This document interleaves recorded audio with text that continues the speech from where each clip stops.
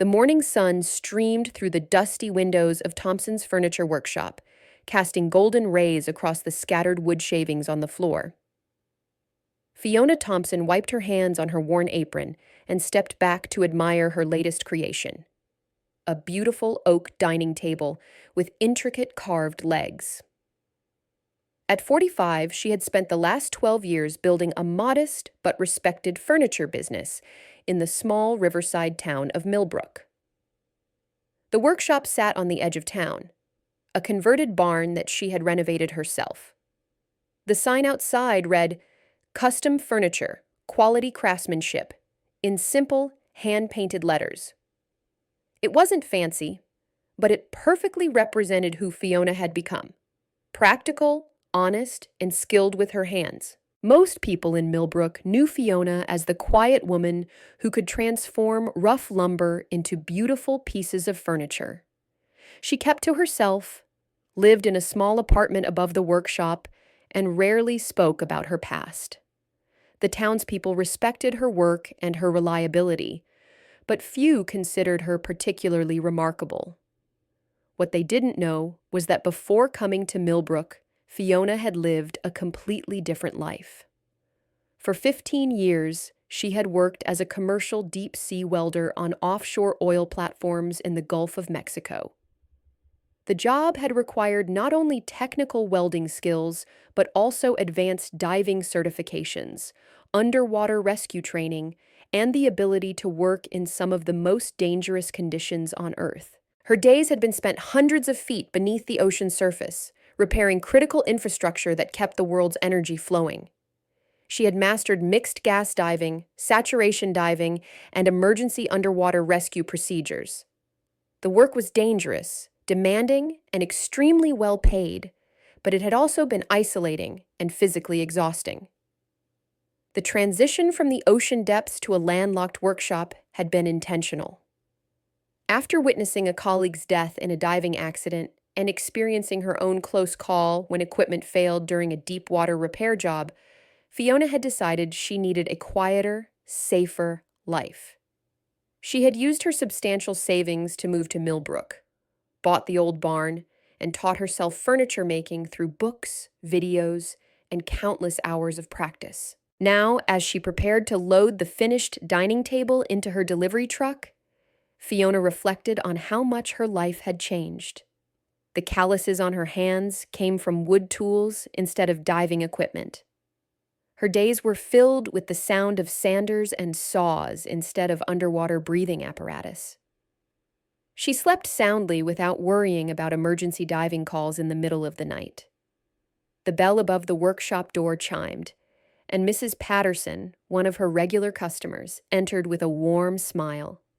At 72, Mrs. Patterson was one of Millbrook's longest-standing residents and unofficial community historian. "Good morning, Fiona. Is my coffee table ready?" "Just finished the final coat of stain yesterday," Fiona replied, leading Mrs. Patterson to where a beautiful walnut coffee table sat gleaming under the workshop lights. "I think you're going to love how the grain turned out." Mrs. Patterson ran her fingers along the smooth surface, her eyes bright with appreciation. "It's absolutely perfect. My husband is going to be so surprised for our anniversary. How do you make wood look this beautiful?" Fiona smiled modestly. "It just takes patience and respect for the material. Every piece of wood has its own character. You just have to know how to bring it out." The process reminded her of her diving days, where understanding and respecting the environment was crucial for survival.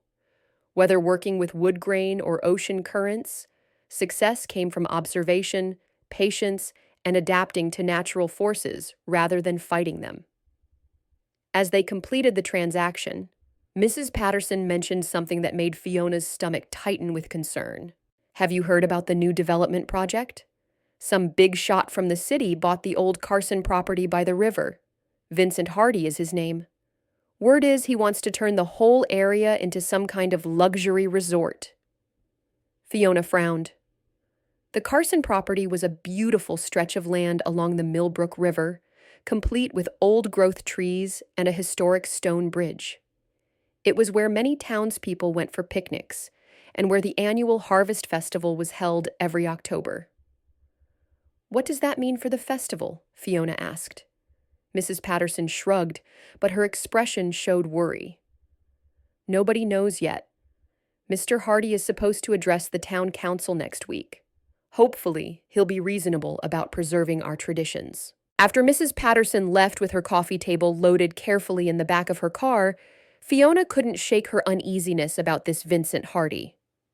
In her experience, when wealthy outsiders bought property in small towns, they rarely considered the impact on local communities. The afternoon brought a steady stream of customers. Tom Rodriguez stopped by to pick up the rocking chair Fiona had repaired for his elderly mother. Sarah Williams came in to discuss a custom bookshelf for her home office. Each interaction reminded Fiona of what she loved about Millbrook: the genuine connections, the way people looked out for each other, the sense of community that seemed increasingly rare in the modern world. As evening approached, Fiona locked up the workshop and walked to Miller's Cafe for her usual dinner. The small restaurant served as Millbrook's unofficial community center, where locals gathered to share news and catch up on each other's lives. The moment she entered, Fiona could sense tension in the air. Conversations were more subdued than usual, and several tables were engaged in what appeared to be serious discussions. She took her usual seat at the counter, and Betty Miller, the cafe owner, approached with a concerned expression. "Evening, Fiona? Coffee and the meatloaf special?" "That sounds perfect, thanks." Fiona glanced around the room. "Everything okay tonight? The atmosphere seems a bit heavy." Betty leaned closer, lowering her voice. "People are worried about this Hardy fellow. Jake Peterson was in earlier. You know he works at the county planning office. He said Hardy's development plans are much bigger than anyone realized. Not just a small resort, but a whole complex with shopping centers, golf courses, the works." Fiona felt a chill run down her spine. "What about the environmental impact?" "The river ecosystem, that's what has everyone concerned," Betty continued. "The proposal apparently includes redirecting part of the river flow and removing most of the old-growth forest. Jake said the environmental impact study was pretty minimal, too." As Fiona ate her dinner, she listened to conversations from nearby tables. The worry was palpable. People talking about property values, about changes to their quiet way of life, about losing the natural beauty that had drawn them to Millbrook in the first place. An older man named Frank Davis, who ran the local hardware store, was particularly vocal. "Mark my words, once these city developers get their claws in, everything we love about this place will be gone. They'll turn us into just another tourist trap." His wife, Margaret, nodded sadly. "Remember what happened to Riverside when that casino went in? Used to be such a nice little town." Fiona finished her meal in thoughtful silence. She had moved to Millbrook specifically to escape the kind of development and commercialization that Hardy seemed to represent. The town's quiet charm, its connection to nature, and its sense of community were exactly what she had been seeking after years of high-stress work in industrial environments. Walking home under the star-filled sky, Fiona found herself thinking about the skills she had left behind. Her diving expertise, her emergency training, her ability to work under extreme pressure, all of it seemed irrelevant to her current life. She had deliberately chosen a path away from high-stakes situations and emergency responses. Yet, as she looked toward the river, where moonlight sparkled on the gentle current, she felt a protective instinct stirring. This place had given her peace and purpose. The people here had accepted her without questions about her past. If Vincent Hardy truly threatened all of that, perhaps it was time to consider what she might be willing to do to protect it. Vincent Hardy arrived in Millbrook on a Tuesday morning in a convoy that seemed designed to announce his importance. 3 black SUVs pulled up to the town hall, followed by a luxury sedan and a truck carrying surveying equipment. Hardy himself emerged from the lead vehicle wearing an expensive suit that cost more than most Millbrook residents made in a month. At 55, Hardy carried himself with the confidence of a man accustomed to getting his way. His silver hair was perfectly styled, his handshake was firm but calculated, and his smile never quite reached his eyes. He had built his fortune through aggressive development projects that transformed rural areas into profitable commercial zones, regardless of local opposition. Fiona watched the arrival from her workshop window, where she was sanding a cabinet door. The sight of the surveying equipment confirmed her worst fears. Hardy wasn't just exploring possibilities, he was already planning construction. Within hours, word spread through Millbrook about Hardy's visit to the town hall. He had requested an immediate meeting with Mayor Johnson and the town council, citing urgent business matters that couldn't wait for the scheduled public hearing. By lunchtime, rumors were flying. Betty Miller called Fiona from the cafe with updates she had gathered from various sources. "He's got architectural plans," Betty reported, her voice tight with anxiety. "Detailed blueprints for something he's calling Millbrook Resort and Entertainment Complex. Mary Johnson, the mayor's wife, saw them when she delivered coffee to the meeting. She said the drawings showed buildings everywhere, parking lots, even a marina on the river." Fiona felt her chest tighten. A marina? That would require major changes to the riverbank ecosystem. "That's not even the worst part," Betty continued. "Apparently, he's already got preliminary approval from the county for environmental impact exemptions. Something about economic development taking priority over environmental concerns." The speed and scope of Hardy's preparations revealed a man who was used to bulldozing through opposition with money and political connections. Fiona recognized the tactics from her days working for large corporations. Present local communities with fait accompli situations where resistance seemed futile.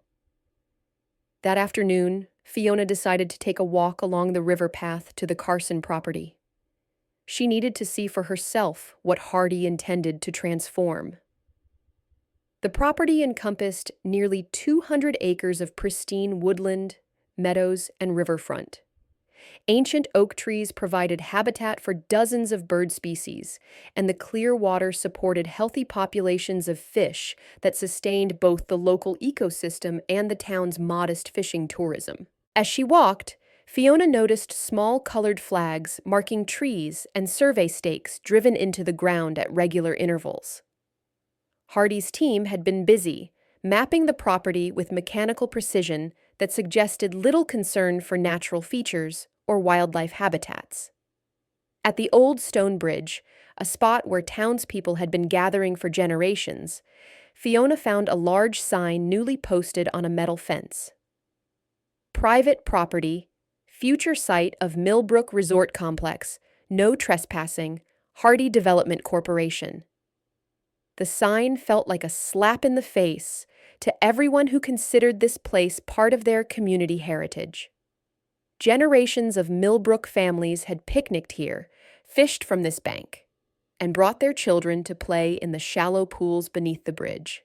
As Fiona stood there, taking in the peaceful scene that might soon be destroyed, she heard footsteps approaching along the path. Turning, she saw a man in an expensive business suit walking toward her with two assistants trailing behind. Even at a distance, his bearing and the deference of his companions identified him as Vincent Hardy. "Excuse me," Hardy called out as he approached. "Can't you read the sign? This is private property now." Fiona gestured toward the path she had been using. "This is a public walking trail. It's been here for decades." Hardy studied her with the calculating gaze of someone assessing potential obstacles. "Not anymore. I own this property now, which means I control access. The old informal arrangements are over. People have been using this path for generations," Fiona said calmly. "There might be legal easements or historical usage rights." Hardy's laugh was cold and dismissive. "Legal easements? This is a business, not a charity. If people want access to recreational facilities, they can pay to use the resort amenities once construction is complete. One of his assistants, a thin man with nervous energy, pulled out a tablet and began taking notes. Hardy noticed Fiona watching and smiled with satisfaction. We're documenting all interactions with local residents.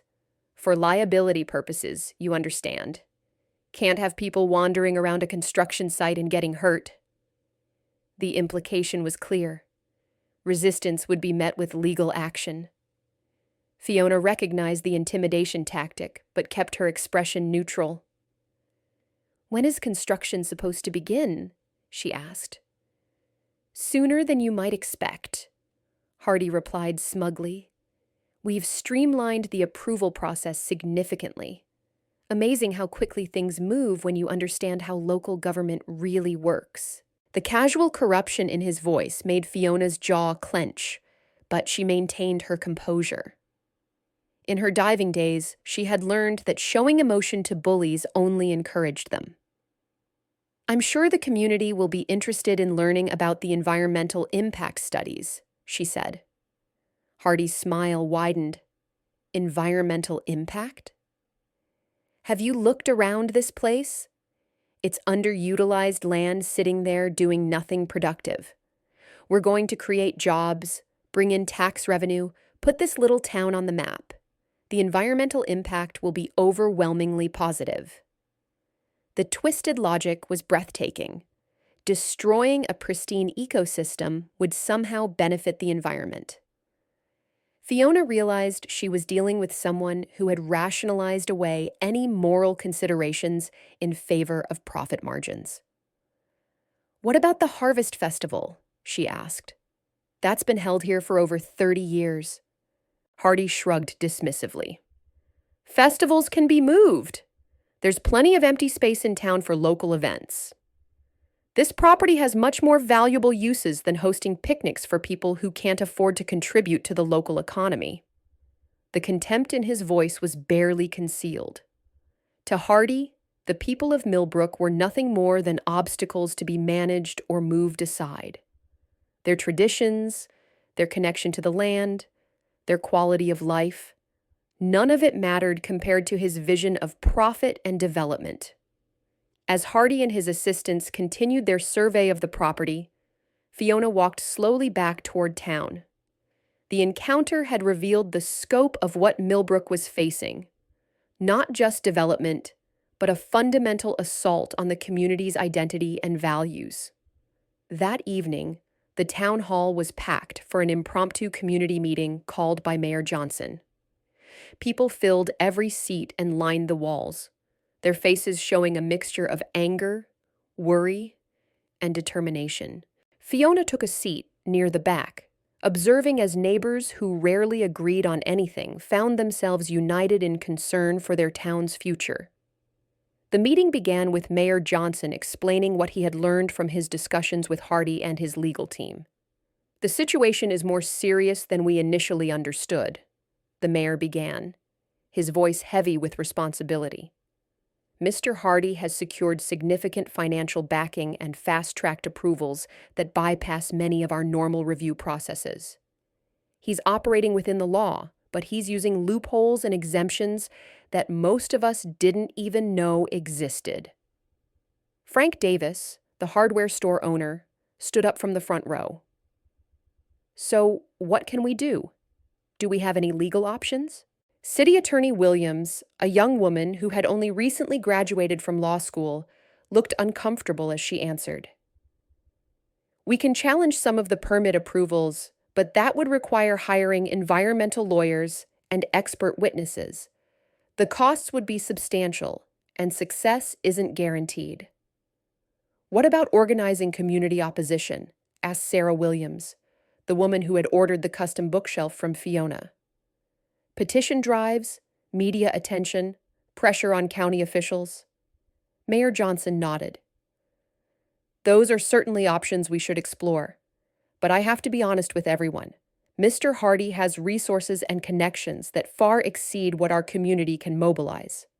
This isn't going to be an easy fight." As the discussion continued, Fiona listened to the growing frustration and sense of helplessness in the room. These were good people who had built their lives around the values of community, cooperation, and respect for the natural world.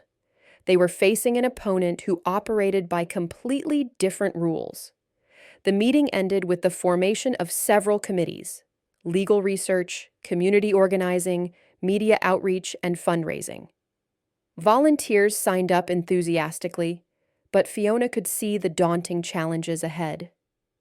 Hardy had money, political connections, and professional experience in overcoming exactly this kind of local resistance. As people filed out of the town hall, Fiona found herself walking beside Mrs. Patterson, who looked older and more fragile than she had just days earlier. "I'm worried, Fiona," the elderly woman said quietly. "This place has been my home for 50 years. I raised my children here, buried my husband in the cemetery overlooking the river.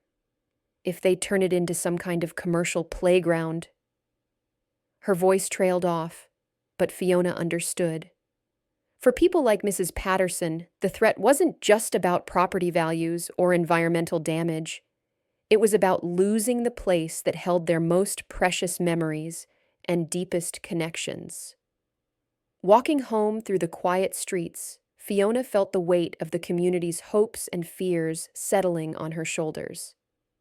She had come to Millbrook seeking peace and anonymity, but her neighbors were facing a crisis that called for exactly the kind of skills and experience she had tried to leave behind. The question was whether she was ready to risk her carefully constructed new life to help protect the community that had given her refuge. 3 weeks after Hardy's arrival, the annual Millbrook Harvest Festival was scheduled to take place on the Carson property, as it had for the past 32 years. The festival was the town's biggest community event, featuring local crafts, food vendors, live music, and activities for children. It was also a crucial fundraiser for the volunteer fire department and the community library. Hardy had initially threatened to block the festival entirely, citing liability concerns and property rights. However, after Mayor Johnson pointed out the negative publicity that would result from canceling a beloved community tradition, Hardy agreed to allow the event for a reasonable facility rental fee of $5,000. The sum was far beyond what the festival organizers had budgeted, representing nearly half of their typical proceeds.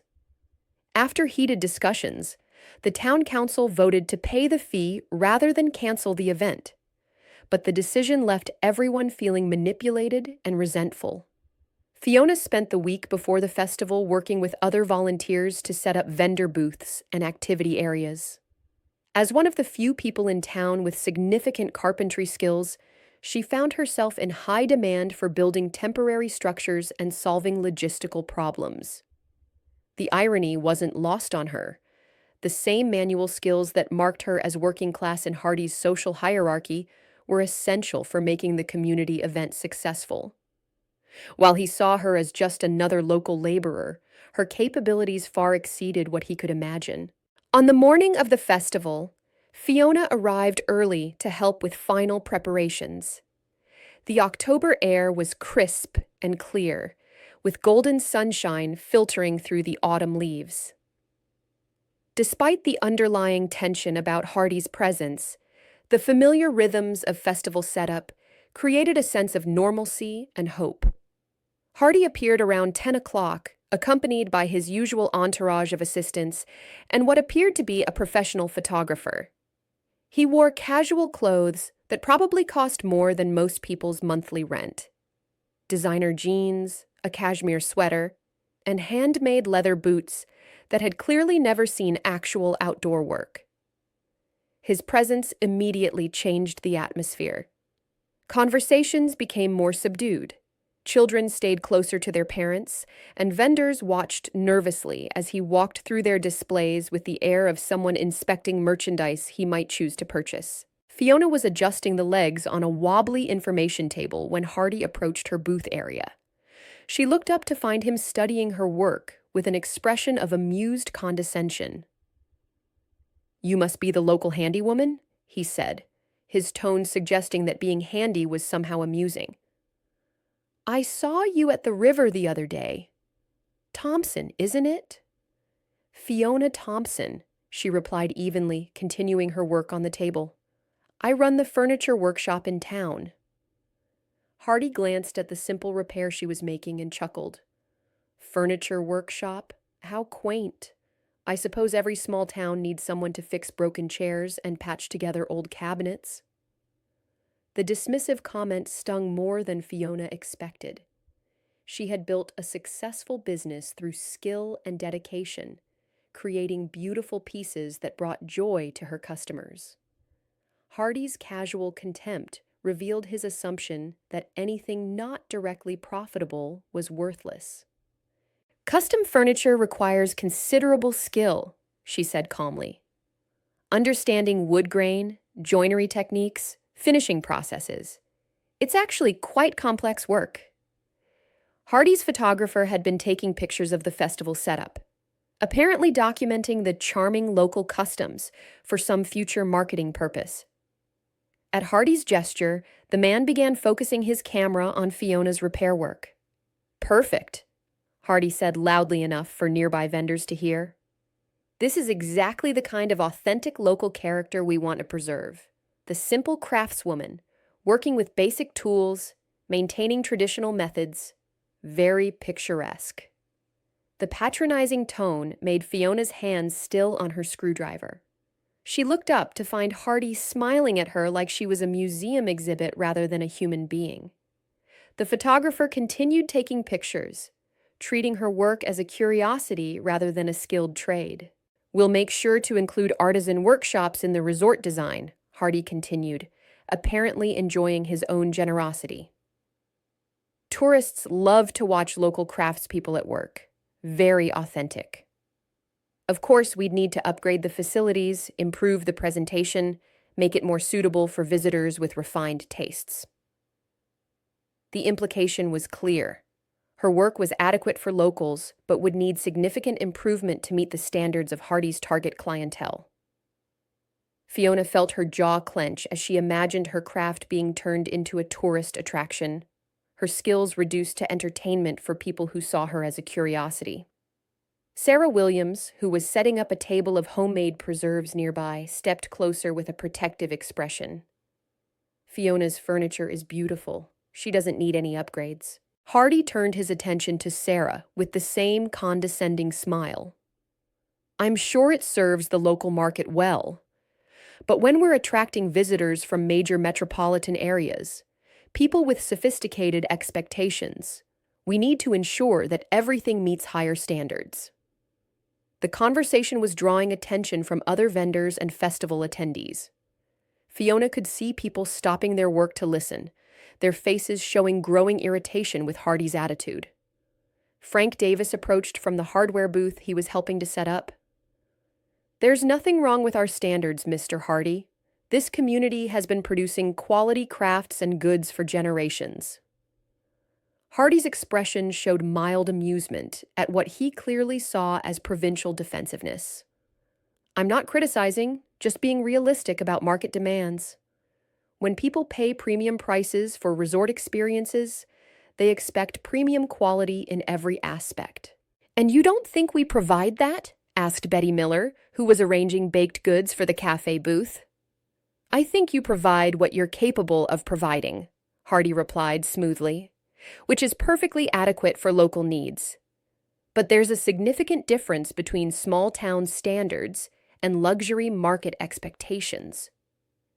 The insult was delivered with such casual confidence that it took a moment for people to process the full scope of his contempt. Hardy wasn't just planning to change their community. He was convinced that their current way of life was inherently inferior. Fiona stood up slowly, her work on the table completed. Around them, more people had gathered, creating an informal circle that felt increasingly tense. Hardy seemed to enjoy being the center of attention, apparently unaware that his audience was becoming hostile rather than impressed. Mr. Hardy, Fiona said quietly, You seem to have strong opinions about our capabilities. Have you actually examined any of the work being done here? Hardy gestured dismissively toward the festival booths. I can see the general quality level. It's charming in its own way, but not what sophisticated travelers are looking for. So you're judging our work without actually evaluating it, Fiona observed. That seems like poor business practice. For the first time, Hardy's expression showed a flicker of irritation. He wasn't accustomed to having his judgment questioned, especially by people he considered beneath his social and economic level. I've been in the luxury hospitality business for 25 years, he said sharply. I know quality when I see it. Then perhaps you'd be willing to put that expertise to the test, Fiona suggested. Pick any craftsperson here, examine their work, and explain specifically what improvements would be needed to meet your standards. The challenge hung in the air like a thrown gauntlet. Around them, the crowd had grown larger and quieter, sensing that this conversation had moved beyond casual discussion into something more significant. Hardy looked around at the expectant faces, clearly realizing that he had maneuvered himself into a corner. Backing down would look weak, but accepting the challenge risked exposing the superficiality of his criticisms. Very well, he said finally. Let's start with your furniture work. Show me something you consider representative of local quality. Fiona nodded toward a corner of the festival area where several of her pieces were on display for potential buyers. There's a dining set I completed last week. Solid cherry wood, hand-carved details, traditional joinery methods. As they walked toward the display, followed by most of the festival attendees, Fiona felt a familiar calm settling over her. She had spent thousands of hours perfecting her craft, studying traditional techniques, and developing her own innovations. If Hardy wanted to challenge her expertise, she was ready. The dining set consisted of a table and 6 chairs, each piece carefully designed to complement the others while showcasing the natural beauty of the cherry wood. The grain patterns flowed harmoniously across all the surfaces, and the hand-carved details added elegant touches without overwhelming the overall design. Hardy approached the display with his photographer trailing behind, apparently expecting to find obvious flaws that would validate his earlier comments. He ran his hands over the table surface, testing the joints, examining the finish from multiple angles. The silence stretched as Hardy continued his inspection, his expression growing increasingly serious. The craftsmanship was flawless. The joints were tight, the finish was perfectly smooth, and the proportions were mathematically precise. This wasn't crude local work. It was furniture that would have been at home in the finest showrooms. The finish seems adequate, Hardy said finally, his voice lacking its earlier confidence, though I suspect it wouldn't hold up under heavy commercial use. Fiona moved to one of the chairs, pointing out specific construction details. The joints are traditional mortise and tenon, reinforced with wooden pins. The finish is 5 coats of hand-rubbed Danish oil, which actually provides better durability than most commercial lacquers. This construction method has been tested by centuries of use. Hardy examined the joint she had indicated, clearly surprised by the sophistication of the technique. His photographer continued taking pictures, but his assignment seemed to have shifted from documenting quaint local customs to recording work that rivaled professional furniture making. The design is somewhat traditional, Hardy observed, grasping for criticism. Modern luxury markets prefer more contemporary aesthetics. Traditional doesn't mean outdated, Fiona replied. These proportions are based on classical furniture design principles that have remained popular because they work. Good design transcends temporary fashion trends. Several people in the crowd murmured agreement. Mrs. Patterson spoke up from the edge of the group. I've had Fiona's furniture in my home for 3 years. It's more beautiful and better made than anything I could buy in the city stores. Other customers began sharing similar testimonials, describing pieces that had exceeded their expectations and held up beautifully over time. Hardy found himself listening to a chorus of praise for work he had dismissed as provincial craftsmanship. Tom Rodriguez stepped forward with his phone, showing pictures of the rocking chair Fiona had repaired for his mother. This chair was falling apart when I brought it to her. Look at it now. It's like new, but she preserved all the original character. The restoration photos showed Fiona's ability not just to build new pieces, but to understand and preserve the work of earlier craftsmen. The skill required for such restoration work went far beyond basic carpentry.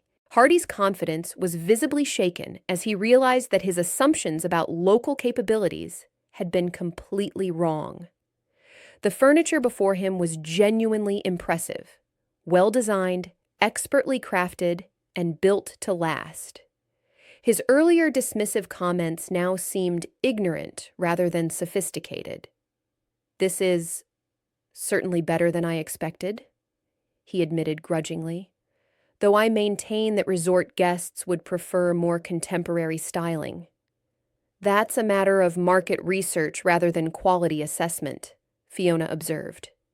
"You said you could recognize quality when you saw it. Do you see it here?" The direct question forced Hardy to choose between acknowledging his error or doubling down on demonstrably false criticisms. Around them, the crowd waited for his response, their faces showing a mixture of pride in their community and anticipation of his admission. "The technical execution is competent," Hardy said finally, the words clearly difficult for him to speak. "Perhaps my initial assessment was somewhat hasty."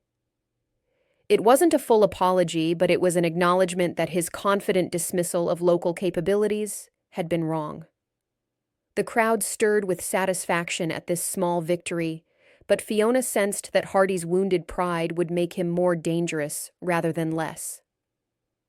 As the group began to disperse, returning to festival preparations, Hardy pulled his photographer aside for a whispered conversation.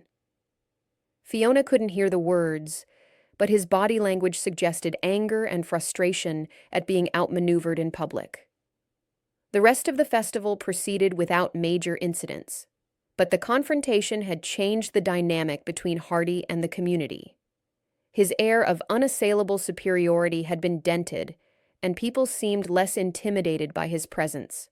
As evening approached and the festival wound down, Fiona helped pack up displays and clean the area. The event had been successful despite Hardy's interference, but she knew the real battle was just beginning.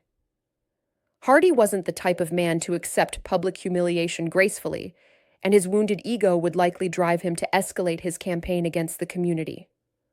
Walking home under the star-filled sky, Fiona reflected on the day's events. She had defended her craft and her community, but in doing so, she had also made herself a target. Hardy now saw her not just as an obstacle to be moved aside, but as a specific threat to be neutralized. The quiet life she had built in Millbrook was about to become much more complicated. In the weeks following the festival confrontation, Hardy's attitude toward Millbrook shifted from casual dismissal to active hostility. His development timeline accelerated dramatically, with construction crews arriving to begin preliminary site preparation despite ongoing legal challenges from the community. Fiona watched from her workshop as heavy machinery moved past her building toward the river. The sight of bulldozers and excavators heading toward the pristine woodland filled her with the same dread she had once felt watching storm systems approach offshore oil platforms. The first casualty was the walking trail where she had encountered Hardy weeks earlier. Within 2 days, the path that had been used by generations of townspeople was blocked by chain-link fencing and warning signs. Security guards were posted to ensure that no one could access what had once been public recreation space. Hardy's next target was more personal. On a Thursday morning, Fiona arrived at her workshop to find a certified letter from his legal team, informing her that her property was being investigated for zoning violations. The letter claimed that operating a commercial workshop in a residential area might be illegal and demanded immediate documentation of all permits and licenses. The accusation was baseless. Fiona had carefully researched all zoning requirements before establishing her business, and her permits were current and properly filed.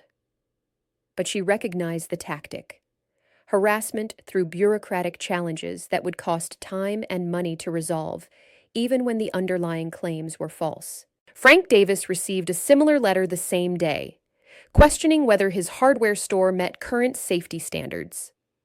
Betty Miller was informed that her cafe would need to undergo a comprehensive health inspection due to anonymous complaints. A dozen other small business owners found themselves facing sudden regulatory scrutiny that seemed coordinated and targeted. The message was clear: oppose Hardy's development and face costly legal and bureaucratic harassment. It was a strategy that had worked for him in other communities, where business owners couldn't afford to fight back against well-funded intimidation campaigns. Fiona spent her afternoon at the town hall, helping other business owners navigate the sudden flood of regulatory challenges. City Attorney Williams was overwhelmed by the workload, and her inexperience showed as she struggled to address questions about complex commercial law issues. "This is deliberate," Sarah Williams said, as they reviewed the documents together. "The timing, the coordination, the specific targeting of people who spoke up at the festival. It's obviously retaliatory." "Proving retaliation is difficult," Attorney Williams replied wearily, "especially when the complaints are technically filed through proper channels. We'd need to demonstrate a pattern of selective enforcement, which requires extensive documentation."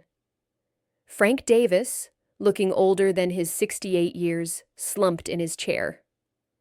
"I can't afford to hire lawyers to fight this. My store barely breaks even as it is. If they force me to upgrade everything to current code standards..."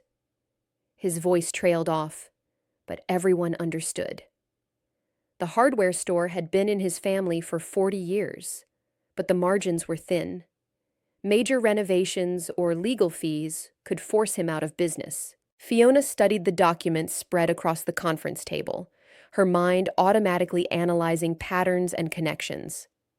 Her years working in high-stakes industrial environments had taught her to recognize coordinated attacks designed to overwhelm defensive capabilities. "We need to document everything," she said finally. "Dates, times, who received what notices, any communications with regulatory agencies. If this is coordinated harassment, there will be evidence." Mrs. Patterson, who had been quietly listening from the corner, spoke up unexpectedly. "My late husband worked for the county planning department for 30 years. He always said that when bureaucrats suddenly become very efficient about enforcement, there's usually money changing hands somewhere." The implication hung heavy in the room. Hardy had the resources to influence regulatory decisions through campaign contributions, consulting contracts, or other forms of legal corruption that were difficult to prove, but easy to accomplish. Attorney Williams looked uncomfortable with the suggestion. "We can't make accusations without evidence, but we can certainly file public records requests to see who's been communicating with various agencies about these properties." As the meeting broke up, people divided into smaller groups to coordinate their responses. Fiona found herself walking back to her workshop with Tom Rodriguez, who had received a notice questioning whether his auto repair shop created environmental hazards. "This is exactly what happened to my cousin's town in Nevada," Tom said grimly. "Big development company came in, started harassing small businesses, made life so difficult that half of them closed down. Then they bought up the empty properties at bargain prices." Fiona felt a chill of recognition. The strategy was more sophisticated than simple intimidation. It was economic warfare designed to weaken the community's resistance by destroying its financial foundation. Back at her workshop, Fiona tried to focus on her current project, a custom entertainment center for a customer in the next town over. But her concentration was repeatedly broken by the sound of heavy machinery working near the river. The noise was constant now. Diesel engines, hydraulic systems, the beeping of vehicles backing up. Around 4 o'clock, she heard a different sound that made her blood run cold. The scream of chainsaws cutting through wood. Hardy's crews had begun clearing the old-growth forest that bordered the river. Abandoning her work, Fiona walked quickly toward the sound. A crowd of townspeople had already gathered at the new fence line, watching in horror as centuries-old oak trees crashed to the ground. The trees were massive, some with trunks 4 feet in diameter that had been seedlings when the town was founded. "Stop!" Mrs. Patterson called out, her voice breaking with emotion. "Those trees are over 200 years old!" One of the workers operating the chainsaw looked up, but continued cutting. A supervisor in a hard hat approached the fence from the other side. "Ma'am, this is private property. The owner has the right to clear vegetation as needed for development." "Those aren't vegetation," Frank Davis said angrily. "They're heritage trees. There should be preservation requirements." The supervisor shrugged. "We're operating under proper permits. If you have concerns, contact the county planning office." As they watched, another massive oak toppled, its fall shaking the ground and sending wildlife fleeing in all directions. Birds that had nested in these trees for generations scattered into the sky, their cries adding to the cacophony of destruction. Fiona felt sick watching the systematic destruction of irreplaceable natural resources. Each fallen tree represented decades or centuries of growth that could never be restored. The forest ecosystem that had taken centuries to develop was being eliminated in hours. Betty Miller arrived breathless from running from her cafe. "I called the county environmental office.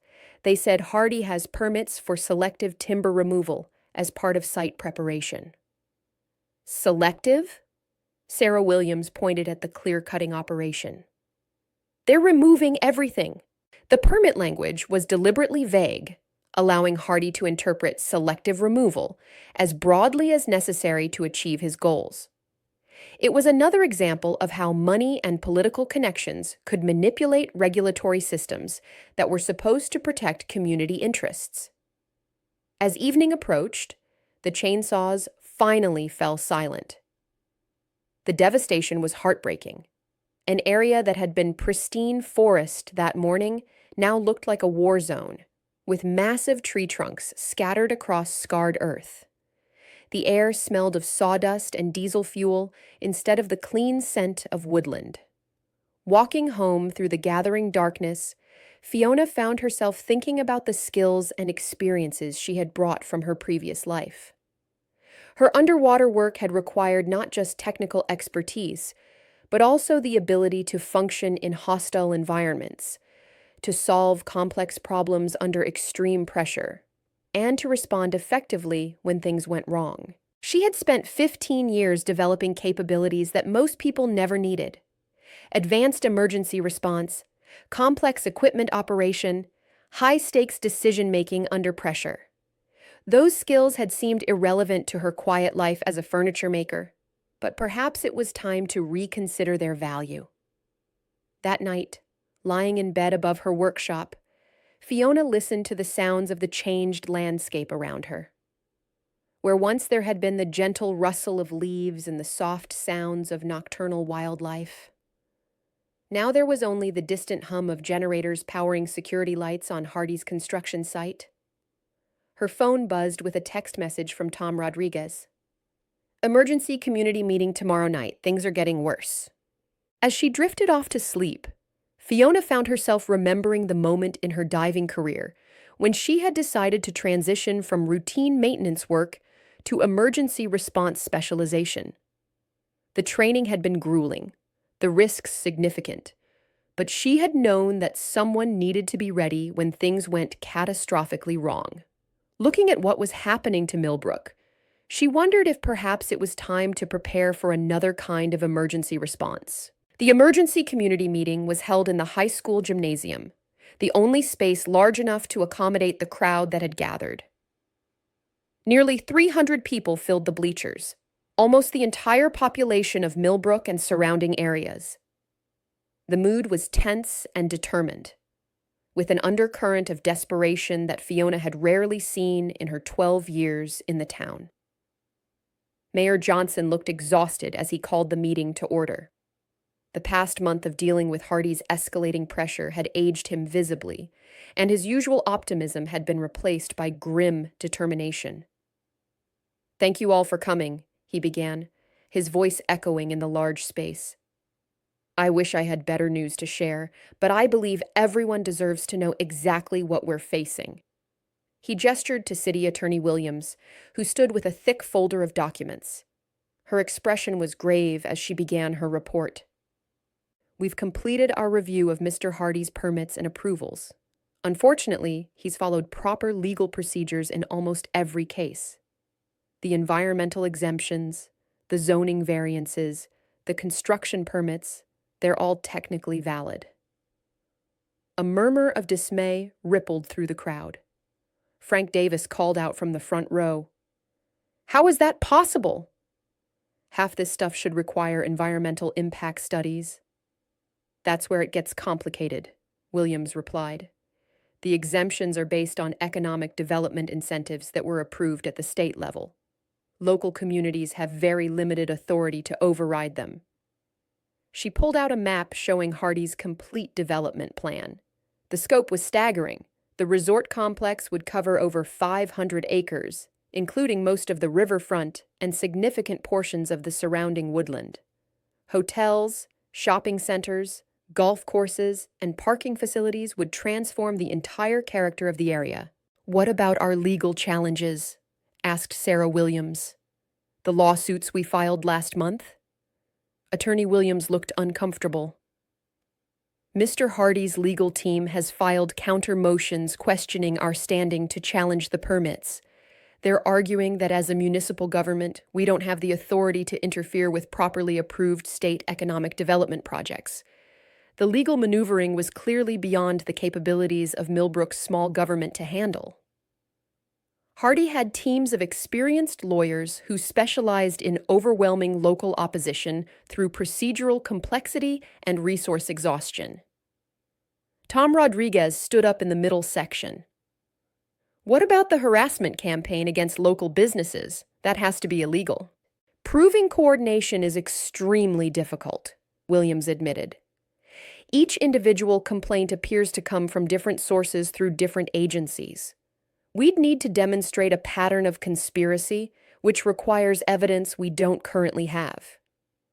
Mrs. Patterson, sitting in the front row with other senior community members, raised a trembling hand. "So you're telling us there's nothing we can do? We just have to watch our community be destroyed?" The question hung in the air like a challenge. Around the gymnasium, faces showed a mixture of anger, fear, and growing desperation. These were people who had built their lives around the values of community, cooperation, and respect for the natural world. They were watching those values being systematically demolished by someone who saw them as obstacles to profit. Mayor Johnson stepped forward again. "We're not giving up, but we need to be realistic about our options and our resources." He outlined the community's financial situation with brutal honesty. The legal challenges had already exhausted most of the town's emergency funds. The harassment campaign against local businesses was reducing tax revenue just when they needed money most for legal fees. Several business owners were considering closing rather than fighting costly regulatory battles. "We've set up a defense fund," the mayor continued. "Citizens have contributed generously, but we're facing opponents with essentially unlimited resources. Every dollar we spend on lawyers is a dollar we can't spend on community services." Frank Davis spoke up again. "What if we organize some kind of protest? Civil disobedience? Make it too expensive for him to continue?" Attorney Williams shook her head. Any interference with legal construction activities would result in arrests and criminal charges. Mr. Hardy's security team has made it clear they're prepared to pursue maximum penalties. The discussion continued for another hour, with various proposals being raised and reluctantly dismissed. Letter writing campaigns, media attention, political lobbying, all valuable tactics, but insufficient against Hardy's resources and connections. As the meeting began to wind down, Fiona found herself thinking about a conversation she'd had with a colleague during her diving days. They had been discussing emergency response protocols, and he had said something that stuck with her. Sometimes the best solution isn't the obvious one. Sometimes you have to think like the problem instead of fighting against it. She stood up slowly, drawing attention from the crowd around her. "I'd like to suggest a different approach," she said, her voice carrying clearly through the gymnasium. "Instead of trying to stop Mr. Hardy's development, what if we focused on making sure it happens safely?" The suggestion caused confused murmurs throughout the room. Mayor Johnson frowned. "I'm not sure I understand, Fiona." "Mr. Hardy is rushing his timeline," she explained. "He's cutting corners on safety and environmental protection to maintain his accelerated schedule. That creates vulnerabilities we might be able to exploit legally." Attorney Williams looked interested. "What kind of vulnerabilities?" Fiona had spent the past week researching construction regulations and environmental protection requirements. Her technical background from the oil industry had given her insights into the complexity of large-scale construction projects near water sources. Major construction projects near waterways require continuous environmental monitoring, she said. Water quality testing, wildlife impact assessments, erosion control measures. If we can document violations of those requirements, we might have grounds for emergency injunctions. The suggestion sparked immediate interest from several people in the crowd. Tom Rodriguez nodded approvingly. Environmental violations carry serious penalties. That might actually work. Mrs. Patterson raised her hand again. But how would we document violations? We don't have access to the construction site. Fiona smiled slightly. We don't need access to the site. We need access to the river, which is still public water. If they're causing contamination or ecological damage, the evidence will be in the water quality downstream from their activities. Mayor Johnson looked hopeful for the first time in weeks. Do we have anyone in town with the expertise to conduct that kind of monitoring? I can handle the technical aspects, Fiona replied. I have experience with water quality testing and environmental monitoring from my previous work. She didn't elaborate on the extent of that experience, but several people nodded with confidence in her capabilities. In their minds, she was the practical problem solver who could fix anything mechanical or technical. Frank Davis leaned forward with interest. What would we need to get started? Fiona mentally cataloged the equipment and procedures required for comprehensive water quality monitoring. It would be expensive and technically demanding, but well within her capabilities. Basic testing equipment for pH, dissolved oxygen, turbidity, and chemical contamination. A boat for accessing different parts of the river. Documentation cameras for recording visual evidence. And people willing to help with data collection. Betty Miller raised her hand. The cafe has some savings we could contribute to equipment costs. This is worth investing in. Other business owners began volunteering resources. Boats, vehicles, volunteer time. The community that had seemed defeated just minutes earlier was suddenly energized by the possibility of effective action. Attorney Williams looked thoughtful. If we can document violations and file for emergency injunctions, it might force Hardy to slow down his timeline. That would give us more time to pursue other legal challenges. The meeting ended with the formation of an environmental monitoring committee led by Fiona. Volunteers signed up for various responsibilities, and people began making financial pledges to purchase necessary equipment. As the crowd dispersed, Fiona found herself surrounded by neighbors offering help and expressing gratitude for her leadership. The quiet furniture maker who preferred to work alone had suddenly become the focal point of the community's resistance efforts. Tom Rodriguez approached as others were leaving. "Fiona, that was brilliant. I don't think anyone else would have thought of that approach." She nodded thoughtfully. "Sometimes the direct approach isn't the best one. Hardy expects us to fight him head-on, where his advantages are strongest. Environmental monitoring attacks his weaknesses instead." "What weaknesses?" asked Sarah Williams, who had been listening nearby. Fiona considered how much to reveal about her strategic thinking. "His timeline depends on avoiding delays. His financial projections assume construction will proceed smoothly. His political support depends on the project being seen as economically beneficial rather than environmentally destructive." The analysis revealed thinking that went far beyond what most people expected from a local craftsperson. But Fiona's experience in high-stakes industrial projects had taught her to identify critical vulnerabilities and pressure points. As she walked home through the quiet streets, Fiona reflected on the commitment she had just made. Leading the environmental monitoring effort would require her to use skills and knowledge that might raise questions about her background. But the community was facing an existential threat, and she couldn't stand by while it was destroyed. Her phone buzzed with a text message from an unknown number. "Heard about your little environmental project. Might want to reconsider before you get in over your head. Some fights aren't worth winning." The message was unsigned, but the implication was clear. Hardy had learned about the monitoring plan and was already moving to counter it. The quiet escalation of threats suggested that the stakes were about to get much higher. Fiona deleted the message and continued walking. She had faced far more serious threats than anonymous intimidation during her diving career. If Hardy wanted to escalate the conflict, he would discover that the quiet furniture maker was more formidable than he had imagined. The environmental monitoring operation began at dawn 3 days later. Fiona arrived at the boat launch carrying waterproof cases containing testing equipment she had purchased with funds raised by the community. The gear was professional grade, not the basic kits that hobbyists might use, but laboratory-quality instruments capable of detecting minute traces of contamination. Tom Rodriguez was waiting with his fishing boat, a modest 18-foot aluminum craft that would serve as their mobile monitoring platform.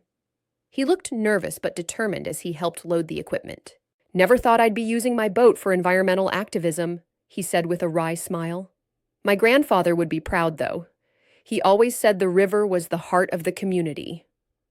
They were joined by Sarah Williams and her teenage son Jake, who had volunteered to help with data recording and photography.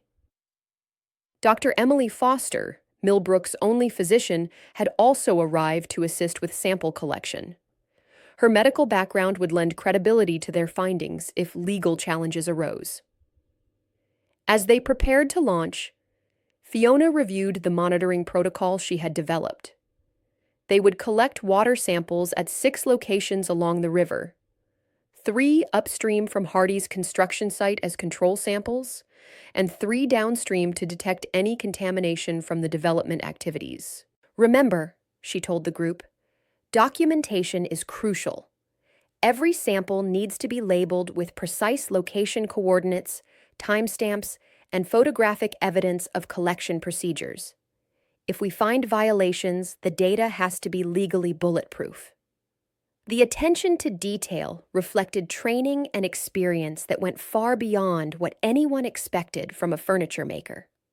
But her colleagues assumed she had researched the procedures carefully, not realizing that she was drawing on years of environmental monitoring experience from offshore drilling operations. They launched into the pre-dawn darkness, using electric trolling motors to move quietly upriver toward the construction site. As they approached Hardy's property, the scope of the environmental destruction became apparent, even in the dim light. What had been pristine riverbank forest just weeks earlier was now a scarred landscape of mud, construction debris, and exposed earth. Jesus, whispered Jake Williams as he photographed the scene. It looks like a war zone. Massive earth-moving equipment sat idle along the riverbank, positioned for the next day's work. Temporary bridges had been built across smaller tributaries, and construction roads scarred the landscape in multiple directions. The careful environmental protections that were supposed to govern such projects were nowhere in evidence. Fiona directed Tom to the first sampling location, 100 yards upstream from any construction activity. The water here was clear and clean, serving as a baseline for comparison with downstream samples. She used precise techniques to collect water in sterile containers, noting GPS coordinates and environmental conditions. Dr. Foster assisted with labeling and documentation, her medical training helping her understand the importance of contamination prevention during sample collection. This is incredibly thorough, Fiona. Where did you learn these procedures? Technical manuals and online courses, Fiona replied, which was technically true while avoiding mention of her extensive field experience. Environmental monitoring requires following established protocols exactly. As they moved downstream toward the construction zone, evidence of environmental impact became increasingly obvious. The water grew murkier, with visible sediment and an oily sheen on the surface. Construction debris floated in the current, plastic sheeting, foam insulation, metal fragments that had apparently been dumped directly into the water. This is definitely not legal, Dr. Foster observed as she photographed floating construction waste. There are strict regulations about debris disposal near waterways. At the second downstream location, Fiona's testing equipment immediately detected elevated levels of turbidity and chemical contamination. The pH readings were outside normal ranges, and dissolved oxygen levels were significantly depressed, indicators of serious water quality degradation. "How bad is this?" asked Sarah Williams as she recorded the measurements. Fiona studied the digital readouts with growing concern. Bad enough to harm fish populations and make the water unsafe for human contact. These chemical signatures suggest petroleum products and heavy metals. The third sampling location, directly below the main construction area, showed even worse contamination. The water was visibly discolored, and Fiona's instruments detected concentrations of pollutants that far exceeded legal limits for surface water discharge. "We need to document the source," she said, directing Tom to maneuver closer to the construction site. "If we can show where the contamination is entering the water, we'll have stronger evidence for legal action." As they approached the riverbank where Hardy's crews had been working, the source of the contamination became obvious. Construction equipment was being washed directly in the river, sending diesel fuel, hydraulic fluid, and mud into the current. Temporary sediment barriers that should have prevented erosion had either not been installed or had been breached by heavy machinery. Most damaging of all, a large pipe was discharging muddy water directly from the construction site into the river. The discharge contained obvious petroleum contamination and was flowing at a rate that suggested continuous pumping from excavation areas. "That's a direct violation of federal water protection laws," Dr. Foster said, as Jake photographed the illegal discharge. "They're required to treat construction runoff before it enters any waterway." Fiona collected samples directly from the discharge pipe, her equipment confirming massive contamination levels. The chemical signatures indicated not just construction-related pollutants, but also substances that suggested improper disposal of hazardous materials. As they completed their documentation, the sun began to rise, increasing the risk that they would be spotted by Hardy's security teams. Tom started the boat's main engine, preparing to return to the launch site with their evidence. "This is enough to shut down the entire project," Sarah Williams said with satisfaction as she reviewed the photographs.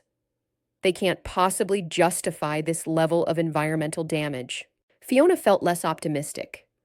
Her experience with large development projects had taught her that environmental violations were often treated as cost of doing business expenses, rather than serious legal obstacles. Hardy's resources and political connections might enable him to weather regulatory challenges that would stop smaller projects. Back at the boat launch, they carefully transferred their samples to a cooler for transport to an independent laboratory. Fiona had arranged for comprehensive analysis by a facility that specialized in legal-grade environmental testing. The results would take several days, but the preliminary field measurements were already damning. Dr. Foster volunteered to deliver the samples to the laboratory, ensuring proper chain of custody documentation. "I'll request expedited analysis and emphasize the urgency of the situation." As the group prepared to leave, Fiona noticed a black SUV parked at the far end of the parking area. The vehicle hadn't been there when they arrived, and its occupants appeared to be observing their activities. After a moment, the SUV pulled away, but not before she caught a partial license plate number. "We may have attracted some attention," she told Tom quietly as they loaded the remaining equipment into his truck. Tom followed her gaze toward the departing vehicle. "Hardy's security team?" "Probably. We should assume they know about our monitoring operation now." The implication was concerning. If Hardy was willing to use surveillance and intimidation against community members engaged in legal environmental monitoring, his methods might escalate further when their evidence threatened his project. That afternoon, Fiona worked in her shop while mentally processing the morning's discoveries. The level of environmental contamination they had documented was severe enough to trigger federal enforcement action under multiple environmental protection laws. But she also knew that bringing down a well-connected developer would require more than just evidence. It would require strategic thinking about timing, legal procedures, and political pressures. Her phone rang around 4 o'clock. Mayor Johnson's voice was tense as he spoke. "Fiona, we need to talk. Something's happened that you should know about." She met the mayor at his office, where his expression immediately told her the news wasn't good.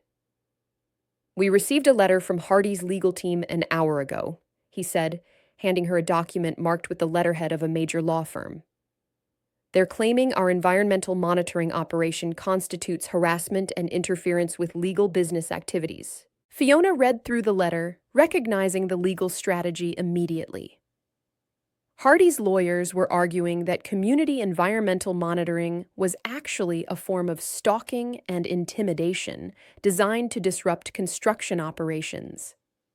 They threatened injunctions and criminal charges if the monitoring continued. "This is completely baseless," she said after finishing the document. "Environmental monitoring of public waterways is not only legal, it's encouraged by federal regulations." "That's what our attorney says too," Mayor Johnson replied. "But Hardy's team is requesting emergency hearings and temporary restraining orders. They want to tie us up in court proceedings while construction continues." The legal maneuvering was sophisticated and expensive, exactly the kind of procedural warfare that Hardy's resources made possible. Even if the community ultimately won their legal challenges, the delays and costs might be sufficient to complete the project before meaningful opposition could be mounted. "There's something else," the mayor continued. "Frank Davis received another visit from regulatory inspectors today. This time they found violations that could result in immediate closure of his hardware store." Fiona felt her jaw clench. The escalating harassment campaign was clearly coordinated with their environmental monitoring efforts. Hardy was demonstrating that community resistance would be met with increasingly severe retaliation. "We can't let him intimidate us into backing down," she said firmly. "The environmental evidence we collected this morning is strong enough to stop his project if we can get it properly presented." Mayor Johnson nodded, but his expression remained worried. "I'm concerned about what he might do if we push harder. This man has resources and connections that go far beyond what our community can handle. As Fiona walked back to her workshop, she found herself thinking about the strategic situation with the analytical mindset she had developed during her offshore career. Hardy was operating like a man who believed he was untouchable, using intimidation, legal harassment, and political connections to overwhelm local opposition. But in her experience, people who believed they were untouchable often made critical mistakes. They became careless about covering their tracks, overconfident about their ability to control situations, and slow to recognize genuine threats when they appeared. Hardy clearly saw her as just another local craftsperson to be intimidated or bought off. He had no idea that his quiet opposition had 15 years of experience working in high-stakes environments where mistakes could be fatal, and success required thinking several moves ahead. Perhaps it was time to show him that his assessment of the situation was dangerously incomplete. The laboratory results arrived on Friday morning, confirming Fiona's field measurements with devastating precision. Contamination levels exceeded federal limits by margins that made continued construction legally impossible. The evidence package included chemical analysis, photographic documentation, and GPS coordinates that pinpointed illegal discharge sources. Attorney Williams called an emergency meeting with community leaders to review the findings. The small conference room in the town hall was packed with people who had been waiting anxiously for scientific confirmation of what they had observed. "This is a slam dunk case," Williams announced, spreading the laboratory reports across the table. "Petroleum contamination, heavy metals, pH violations, dissolved oxygen depletion. It's a catalog of environmental crimes." Dr. Foster leaned forward to examine the detailed chemical analysis. "These contamination levels pose serious health risks. If people were swimming or fishing downstream from the construction site..." She didn't need to finish the sentence. Everyone understood the implications of water contamination severe enough to harm human health. Mayor Johnson looked relieved for the first time in weeks. "So we can stop the construction? We can file for emergency injunctions based on imminent environmental hazard," Williams replied. "Federal environmental protection laws require immediate cessation of activities that cause this level of water contamination." Frank Davis, who had been fighting his own regulatory battles all week, smiled grimly. "Let's see how Hardy likes dealing with federal environmental enforcement." The mood in the room was celebratory, as people discussed strategy for presenting their evidence to federal authorities. After weeks of feeling helpless against Hardy's superior resources, they finally had weapons that could fight back effectively. Fiona felt less optimistic. Her experience with large-scale industrial projects had taught her that environmental violations were often settled through fines and modified procedures rather than project shutdowns. Hardy's political connections might enable him to minimize the consequences while construction continued. "We need to be prepared for Hardy to fight back," she warned the group. "This evidence threatens his entire project. He won't just accept defeat quietly." Her warning proved prophetic. Within hours of filing their environmental enforcement complaint with federal authorities, Hardy's counterattack began. The first target was Dr. Foster, whose medical practice received an unexpected visit from state health inspectors, claiming to investigate anonymous complaints about improper medication storage. The inspection was thorough and intimidating, clearly designed to send a message about the consequences of opposing Hardy's interests. Tom Rodriguez found his auto repair shop surrounded by environmental protection agents investigating reports of improper disposal of automotive fluids. The investigation was legitimate enough to avoid legal challenge, but disruptive enough to interfere with his business operations. Fiona's workshop was visited by zoning enforcement officers who questioned whether her furniture-making activities created noise violations in a residential area. The complaint was obviously manufactured, but responding to it required time and legal fees she could barely afford. The message was clear. Environmental enforcement was a game that both sides could play. Hardy's resources enabled him to weaponize regulatory systems against his opponents while protecting his own operations through political influence. By evening, word had spread through Millbrook that federal environmental investigators would arrive Monday morning to examine the contamination evidence. The news should have been encouraging, but people were increasingly nervous about Hardy's escalating retaliation campaign. Fiona was working late in her shop, trying to catch up on projects delayed by the week's activities, when she heard vehicles approaching on the gravel road outside. Through her window, she could see headlights from multiple cars converging on her building. Her first thought was that Hardy's security team was escalating to direct intimidation. But as the vehicles stopped and people began emerging, she realized the visitors were her neighbors. Mrs. Patterson led a group of about 20 townspeople toward the workshop door. Their faces showed a mixture of determination and concern as Fiona opened the door to greet them. "We need to talk," Mrs. Patterson said without preamble. "All of us together." Inside the workshop, surrounded by the tools and half-finished projects of Fiona's trade, the impromptu community meeting had an intimate quality that formal gatherings lacked. People sat on workbenches and shipping crates, their voices echoing slightly in the large space. Frank Davis spoke first. "Hardy's retaliation campaign is getting serious. 3 more businesses got regulatory visits today. He's trying to destroy anyone who opposes him." Betty Miller nodded agreement. "The cafe failed a surprise health inspection for the first time in 15 years. Violations I've never heard of before, problems that didn't exist yesterday." "So what do we do?" asked Sarah Williams. "Back down and let him win? Watch our community be destroyed?" The question hung in the air as people wrestled with the implications of continued resistance. Hardy had demonstrated that opposition would be met with systematic harassment designed to destroy livelihoods and force submission. Tom Rodriguez leaned forward with intensity. "I think we need to ask ourselves what kind of community we want to be.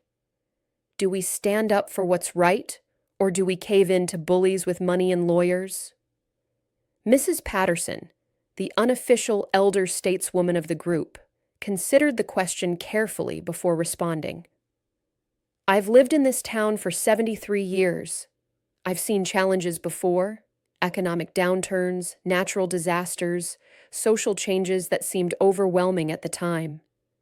But we always found ways to work together and protect what mattered most." Her words carried weight with the assembled neighbors, many of whom had their own family histories intertwined with Millbrook's development over generations. "This feels different, though," admitted Dr. Foster. "We're not dealing with natural disasters or economic forces. We're dealing with deliberate destruction of our community by someone who sees us as obstacles to profit." Fiona listened to the discussion while thinking about her own experience with hostile environments and systematic threats. Her offshore career had taught her that survival in dangerous situations required clear thinking, careful planning, and sometimes accepting risks that seemed unacceptable under normal circumstances. "The question isn't whether we fight back," she said finally. "The question is how we fight smart instead of just fighting hard." The group turned toward her with expectant faces. Over the past weeks, Fiona had emerged as an unofficial leader of the resistance effort, and people had begun looking to her for strategic guidance. "Hardy's advantage is resources and political connections," she continued. "Our advantage is that we know this community better than he does. We understand the environment, the people, the systems that make everything work." Jake Williams, Sarah's teenage son, spoke up unexpectedly. "Like guerrilla warfare? Use local knowledge against superior firepower?" The military analogy was more accurate than the young man probably realized. Fiona's experience had taught her that asymmetric conflicts were won through intelligence, timing, and exploiting opponents' overconfidence, rather than matching their strengths directly. Something like that, she agreed. Hardy expects us to play by his rules: legal procedures, regulatory compliance, formal channels that favor people with money and lawyers. But there might be other approaches. Dr. Foster looked concerned. We can't do anything illegal. That would just give him ammunition to use against us. I'm not talking about illegal activities, Fiona clarified. I'm talking about creative approaches that exploit his vulnerabilities instead of attacking his strengths. The discussion continued for another hour, with various ideas being proposed and evaluated. The group was clearly committed to continued resistance, but they needed strategies that wouldn't expose them to devastating retaliation. As people prepared to leave, Mrs. Patterson approached Fiona with a thoughtful expression. You know, dear, you've shown remarkable leadership through this crisis. People trust your judgment in ways that surprise me at first. Fiona felt uncomfortable with the praise. I'm just trying to help protect the community. Yes, but you seem to understand complex situations in ways that suggest considerable experience with challenging circumstances. The observation was perceptive and slightly concerning. Mrs. Patterson was intelligent and observant, qualities that had made her an informal community historian. If she was beginning to suspect that Fiona's background included more than furniture making, others might reach similar conclusions. I read a lot, Fiona said diplomatically. Technical manuals, case studies, historical examples of community organizing. Mrs. Patterson smiled knowingly, but didn't press the issue. Well, whatever your sources of knowledge, I'm grateful you're willing to share them with us. After everyone left, Fiona sat alone in her workshop, surrounded by the familiar tools and projects that had defined her life for the past 12 years. The quiet routine she had built was being systematically destroyed by forces beyond her control, just as her offshore career had ended when equipment failures and dangerous conditions made continued work impossible. But this time felt different. This time, she wasn't facing natural hazards or mechanical failures. She was facing deliberate human malice, and the skills she had developed for surviving in hostile environments might finally have found their purpose. Her phone buzzed with another anonymous text message. Last warning. Drop the environmental complaints or face serious consequences. Fiona deleted the message without replying. She had faced far more serious threats than anonymous intimidation during her diving career. If Hardy wanted to escalate the conflict beyond legal and bureaucratic harassment, he would discover that the quiet furniture maker was more formidable than he had imagined. Outside, storm clouds were gathering on the horizon, and the weather forecast called for severe thunderstorms over the weekend. The approaching weather seemed like a metaphor for the larger conflict brewing in Millbrook, forces gathering that would soon reshape everything in their path. Saturday morning brought the kind of early autumn storm that transformed Millbrook's usually gentle river into a dangerous torrent. Fiona woke to the sound of driving rain against her workshop windows and wind that made the building's metal walls creak ominously. The weather provided an unexpected reprieve from the escalating conflict with Hardy. Construction crews couldn't work safely in such conditions, and even the most dedicated surveillance operations would be hampered by the storm's intensity. Around 10 o'clock, Fiona received a call from Mayor Johnson that changed everything. We've got a crisis developing, he said, his voice tight with stress. Hardy organized some kind of corporate retreat on the river today. Took a large group out on the company boat, despite the weather warnings. Fiona felt a chill that had nothing to do with the storm. A boat trip in this weather? That's incredibly dangerous.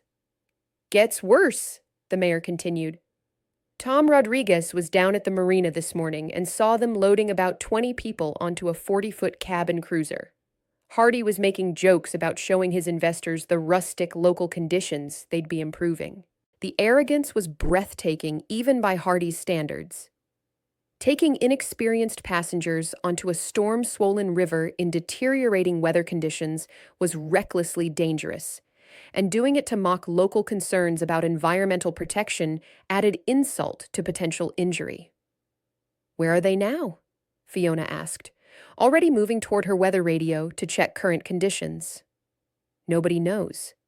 They left the marina around 9:30, headed upriver toward the construction site. That was over an hour ago, and the storm's gotten much worse since then."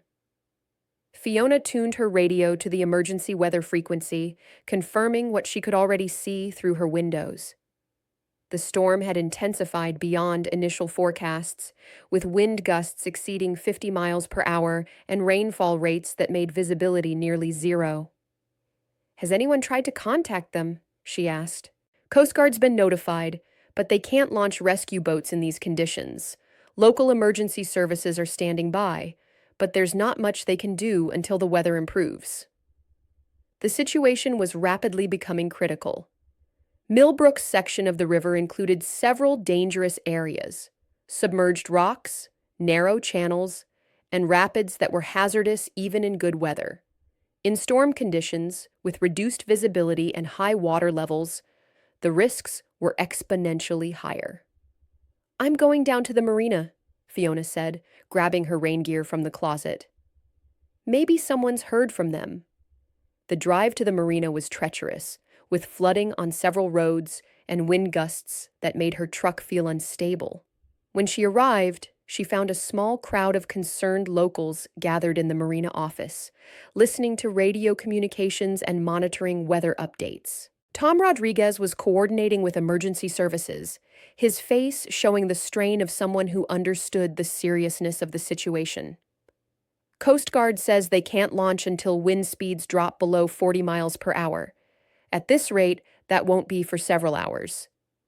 Dr. Foster had arrived with medical supplies, preparing for potential casualties if rescue operations became necessary. "How many people were on that boat?" 18 passengers plus Hardy and a hired captain, Tom replied, most of them from the city, probably no experience with rough water conditions. Fiona studied the radar displays showing the storm's movement and intensity. The system was larger and more powerful than initially predicted, with rotating cells that suggested possible tornado development. Conditions were worsening rather than improving. "What kind of boat was Hardy using?" she asked. Tom pulled out his phone, showing pictures he had taken at the marina. 42-foot cabin cruiser. Nice boat for calm water, but not really designed for heavy weather. Single engine, limited maneuverability.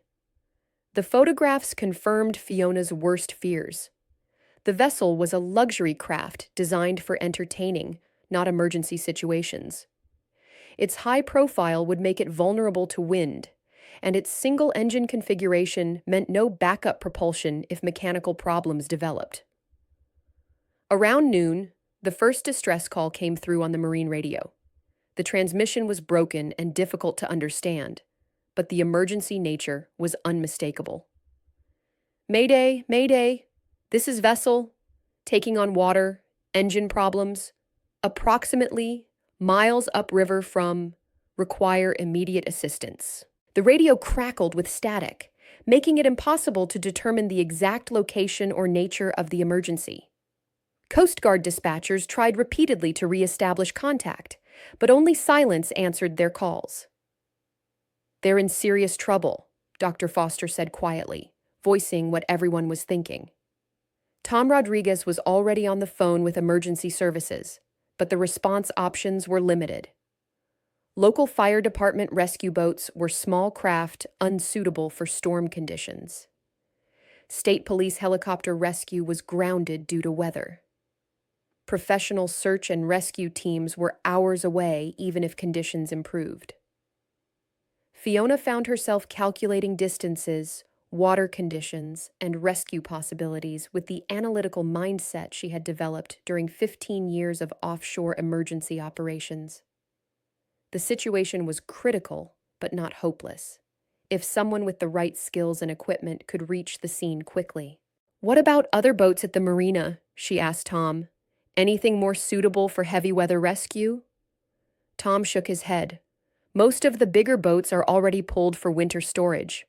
The ones still in the water are too small or too slow for these conditions." As if to emphasize his point, another gust of wind shook the marina building and sent waves crashing over the dock. Through the windows, they could see whitecaps on sections of the river that were normally calm. The radio crackled again with another broken transmission. "Taking on water.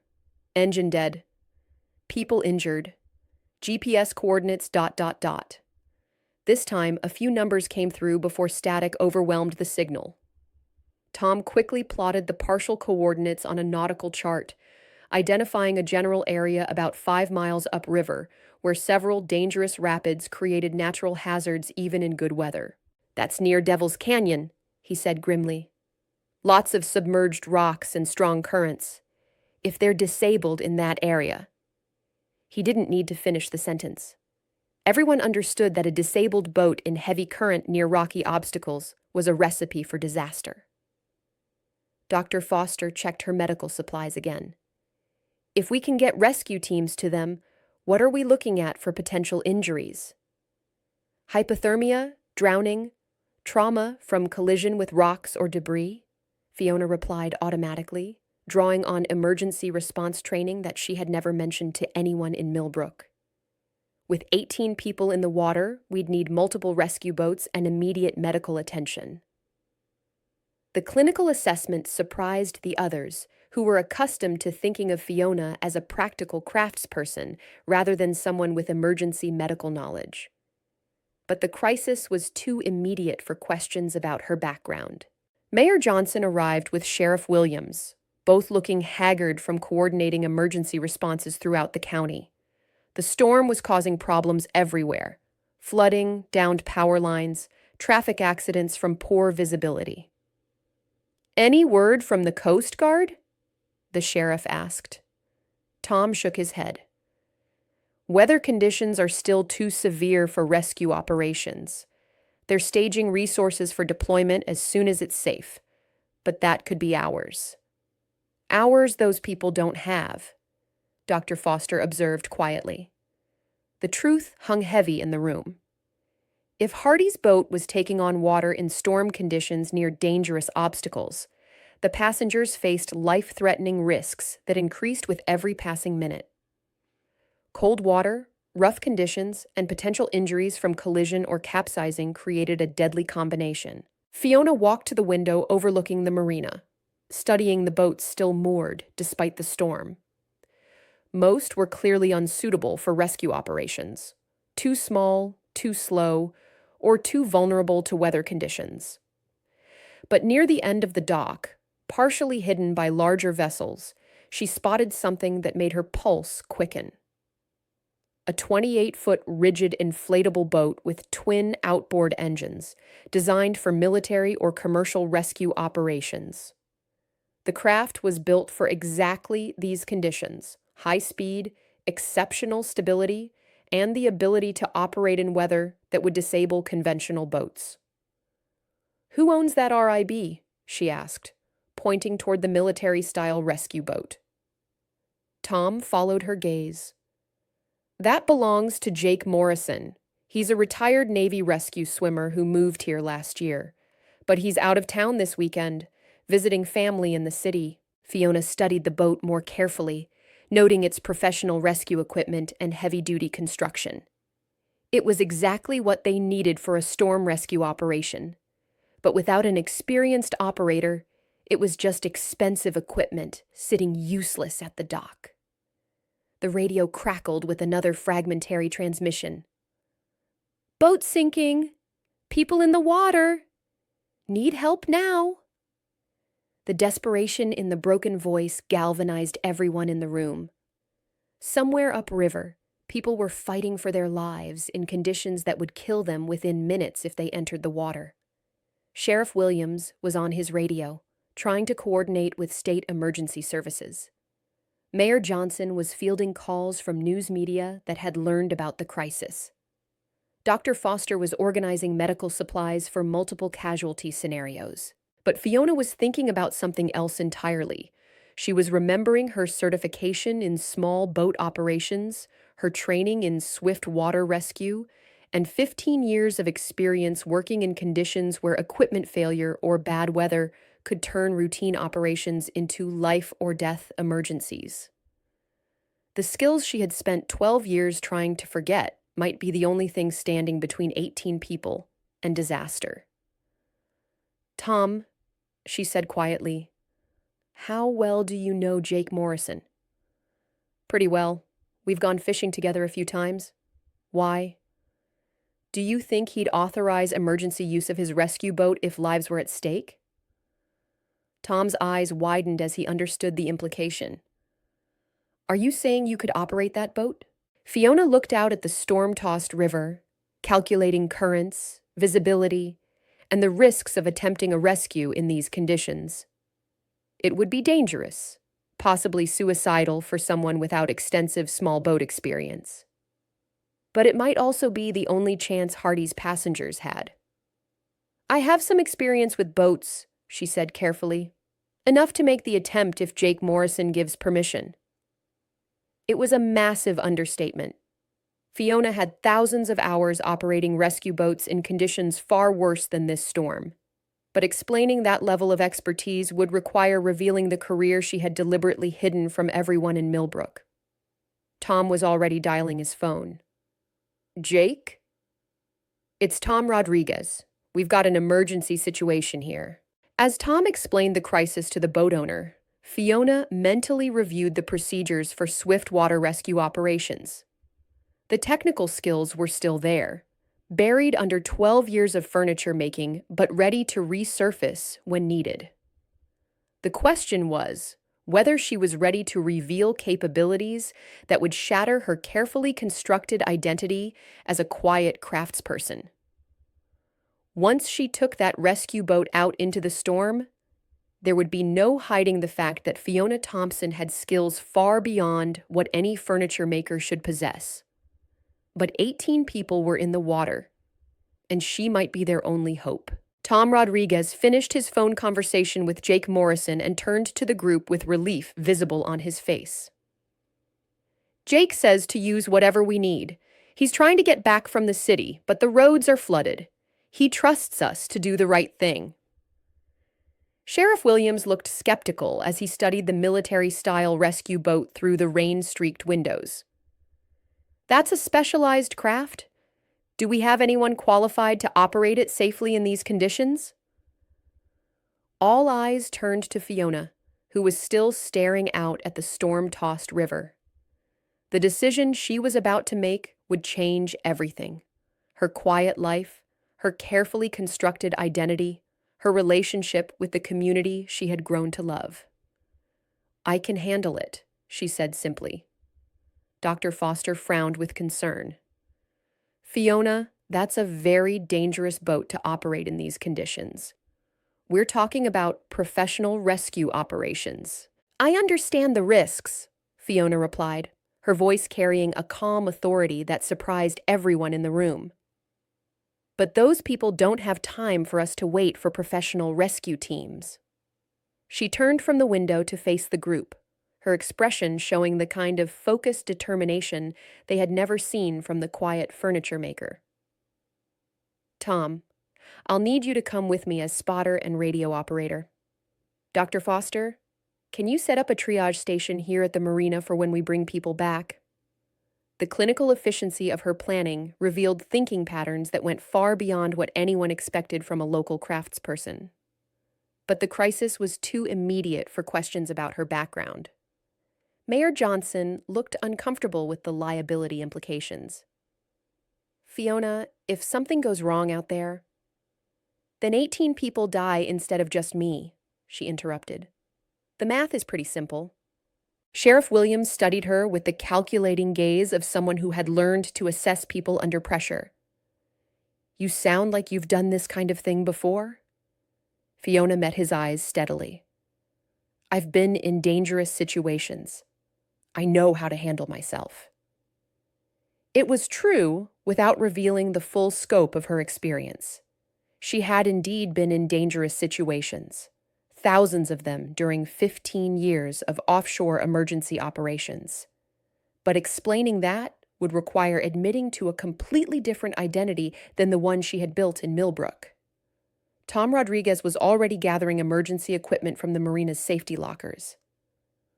What do we need for a rescue operation? Fiona's response revealed extensive knowledge of rescue protocols. Life jackets, throw bags, emergency blankets, first aid supplies, flares, and waterproof radio communications. Also, a tow line in case we need to pull a disabled vessel. As they gathered equipment, Fiona mentally reviewed the procedures for swift water rescue in storm conditions. The technical skills were still there: boat handling, victim recovery, emergency medical response. But it had been 12 years since she had operated in conditions this dangerous. Dr. Foster approached with a waterproof medical kit.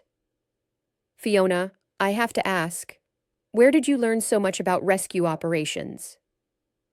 The question hung in the air as Fiona zipped her rain gear and checked the radio equipment. Around them, the marina staff and emergency personnel waited for an answer that would explain her unexpected expertise. Previous work experience, she said finally. I'll explain later if we survive this. The response satisfied no one, but there wasn't time for detailed discussions. Every minute of delay increased the danger for Hardy's passengers, who were fighting for survival in conditions that would kill them quickly if they entered the water. Fiona and Tom made their way through the driving rain to Jake Morrison's rescue boat.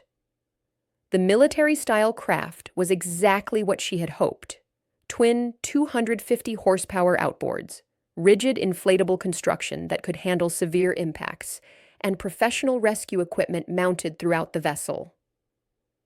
As she started the engines and checked the electronic systems, muscle memory from thousands of hours in similar boats took over.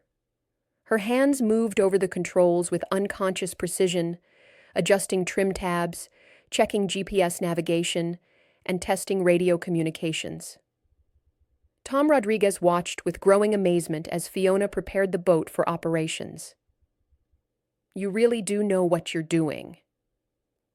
I hope so, Fiona replied, backing the boat away from the dock with expertise that belied her claimed amateur status. Because we're about to find out. The transition from the protected marina to the open river was like entering a different world. Wind gusts immediately grabbed the boat, requiring constant course corrections to maintain heading. Waves that had looked manageable from shore revealed their true size and power, as the rescue craft punched through wall after wall of water. Fiona settled into the operator's stance that had become second nature during her offshore career. Knees slightly bent, weight centered, hands firm but flexible on the controls. The boat responded to her touch like a familiar tool, its motion becoming an extension of her own balance and reflexes. Jesus! Tom shouted over the engine noise as they hit a particularly large wave. How are you making this look easy? Fiona didn't answer, concentrating on reading the water conditions ahead and adjusting their course to minimize impacts. The river was running high and fast, with debris from the storm creating additional hazards. Submerged logs and floating branches could damage the boat or injure passengers if struck at high speed. The GPS coordinates from Hardy's broken radio transmission led them into increasingly dangerous water. The river narrowed as they approached Devil's Canyon, forcing the storm-driven current through rocky channels that created standing waves and hydraulic traps. There! Tom pointed ahead through the rain. I see something white! Fiona adjusted course toward the object, which resolved into an overturned boat drifting rapidly downstream toward the canyon's most dangerous section. Hardy's luxury cabin cruiser had capsized, its white hull visible above the waterline while passengers clung to whatever handholds they could find. The scene was worse than Fiona had feared. People were scattered around the overturned vessel, some clinging to the hull, others floating free in life jackets that were inadequate for these conditions.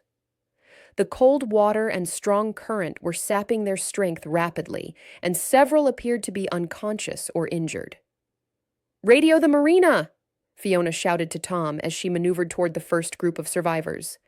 "Tell them we've found the boat and we're beginning rescue operations. We'll need medical teams standing by."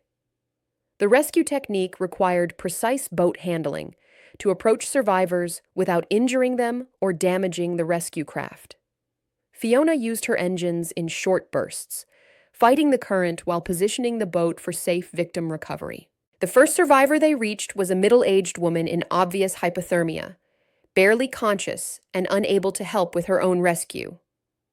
Fiona held the boat steady while Tom pulled her aboard, immediately wrapping her in emergency blankets. "She's barely breathing," Tom reported. "We need to get her medical attention fast."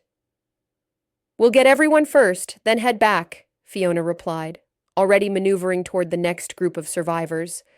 "That's how rescue operations work. You don't leave people behind for individual medical cases." The statement revealed thinking patterns that came from extensive emergency response training, but Tom was too focused on the rescue to question her background knowledge. The next 20 minutes tested every skill Fiona had developed during her offshore career.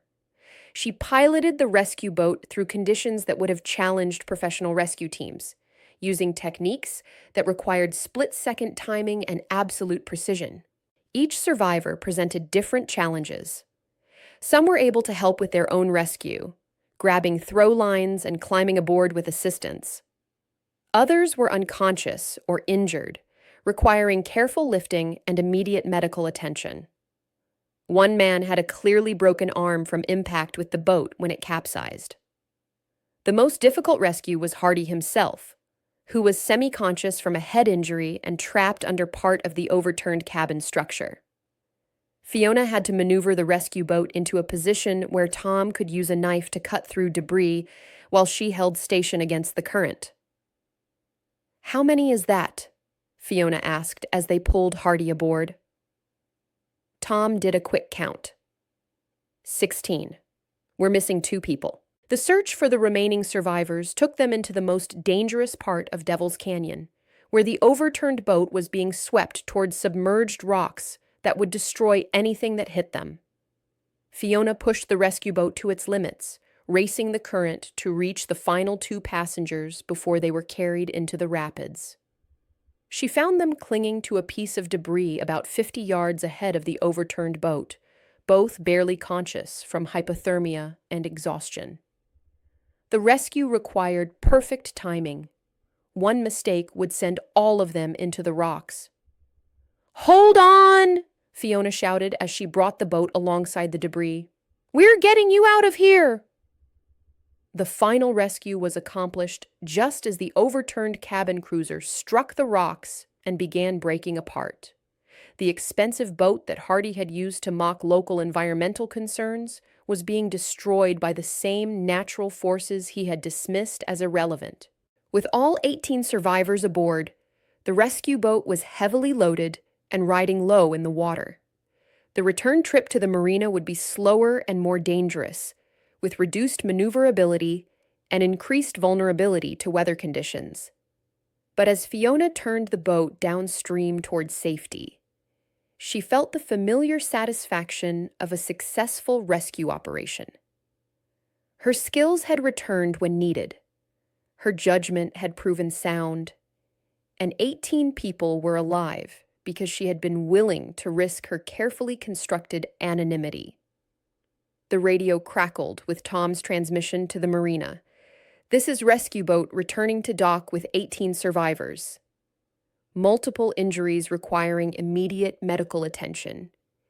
ETA 15 minutes. As they fought their way back through the storm-tossed river, Fiona knew that her quiet life as a furniture maker was over. Too many people had witnessed capabilities that no craftsperson should possess.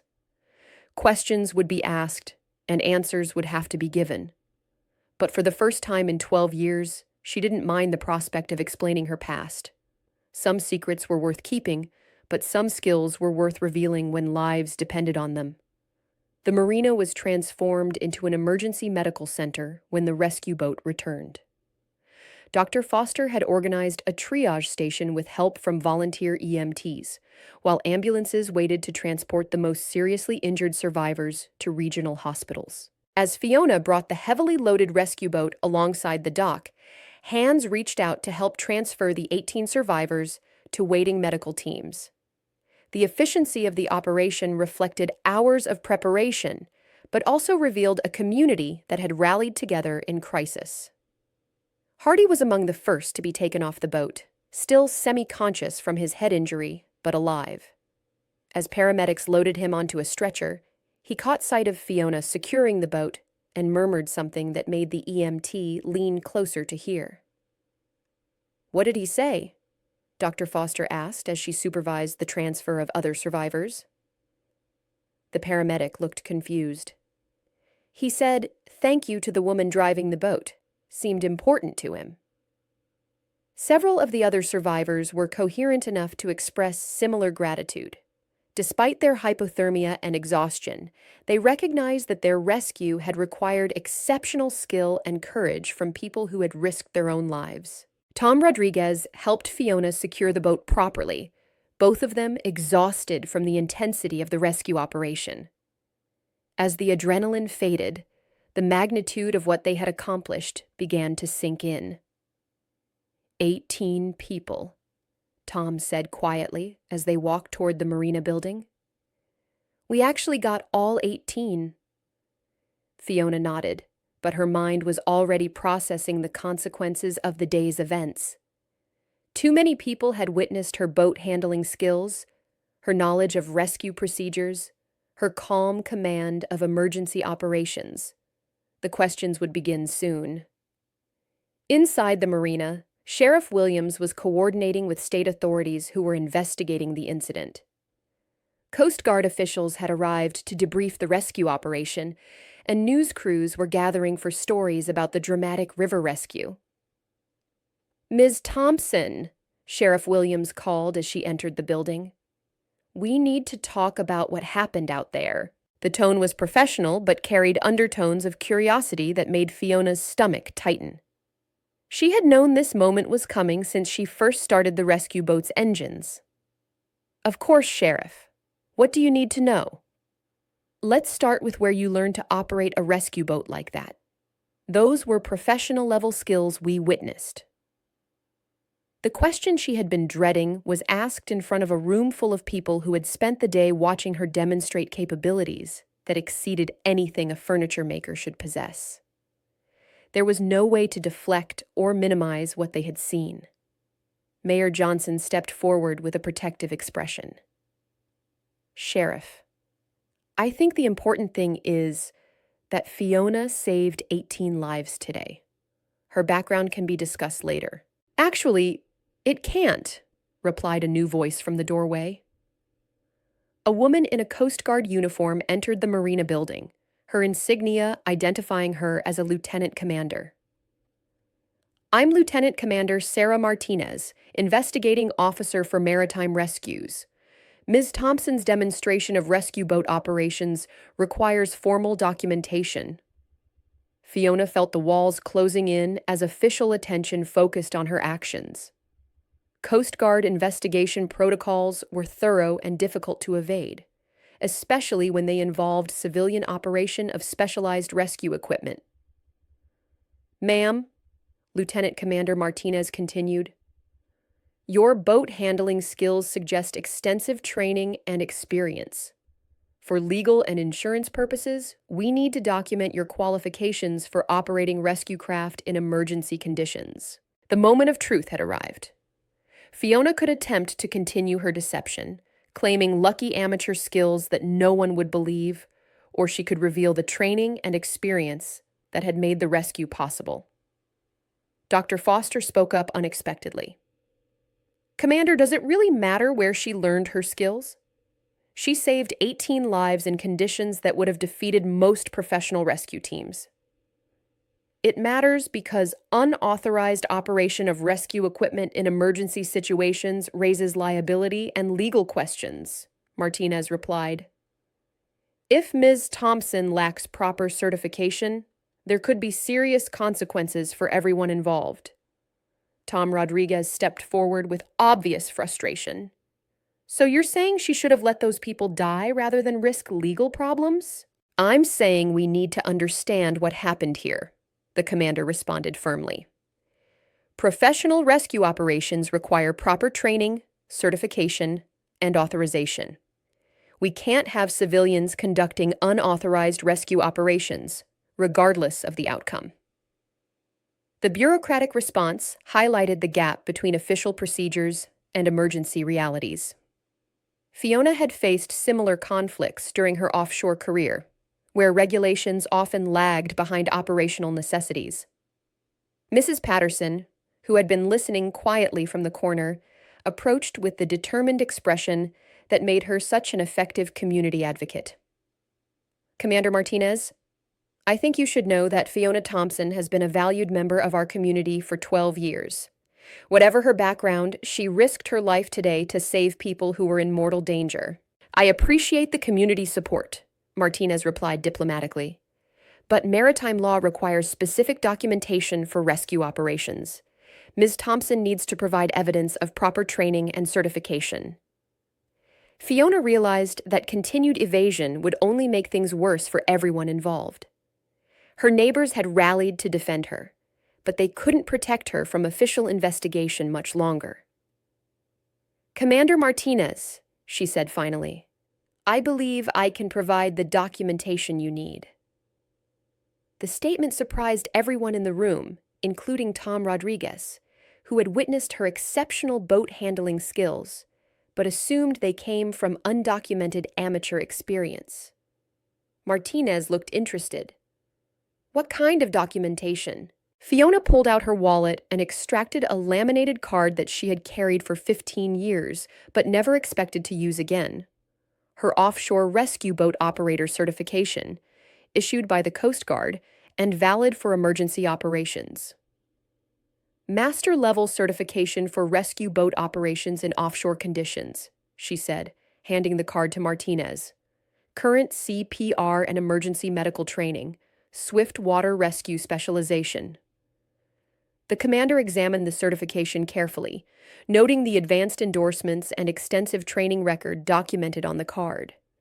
Her expression shifted from skepticism to professional respect. This is a very high-level certification, Ms. Thompson. Where did you acquire this training? The question opened the door to revelations that Fiona had spent 12 years trying to avoid. But with 18 survivors recovering from hypothermia because of her skills, continued deception seemed both impossible and wrong. I worked offshore for 15 years, she said simply. Oil platforms in the Gulf of Mexico. Part of my job was emergency response and rescue operations. The admission landed like a bombshell in the quiet marina. People who had known Fiona for over a decade suddenly realized they had been living next to someone with extensive emergency response experience and professional rescue capabilities. Tom Rodriguez was the first to speak. 15 years offshore? That's incredibly dangerous work. It was, Fiona agreed, which is why I left and came here. I wanted a quieter, safer life where I could use my hands to build things instead of fix broken equipment in emergency situations. Dr. Foster studied her with new understanding. That explains your knowledge of emergency medical procedures and your calm under pressure during the rescue. Lieutenant Commander Martinez was reviewing Fiona's certification record on her tablet, accessing Coast Guard databases that documented her complete training history. What she found clearly impressed her. Ms. Thompson, your record shows participation in over 50 emergency rescue operations, including several that resulted in commendations for exceptional performance under dangerous conditions. The revelation prompted murmurs of amazement from the gathered townspeople. The quiet furniture maker they thought they knew had a hidden history of heroism and professional expertise in exactly the kind of emergency they had just experienced. Mayor Johnson looked stunned. "Fiona, why didn't you ever tell us about your background?"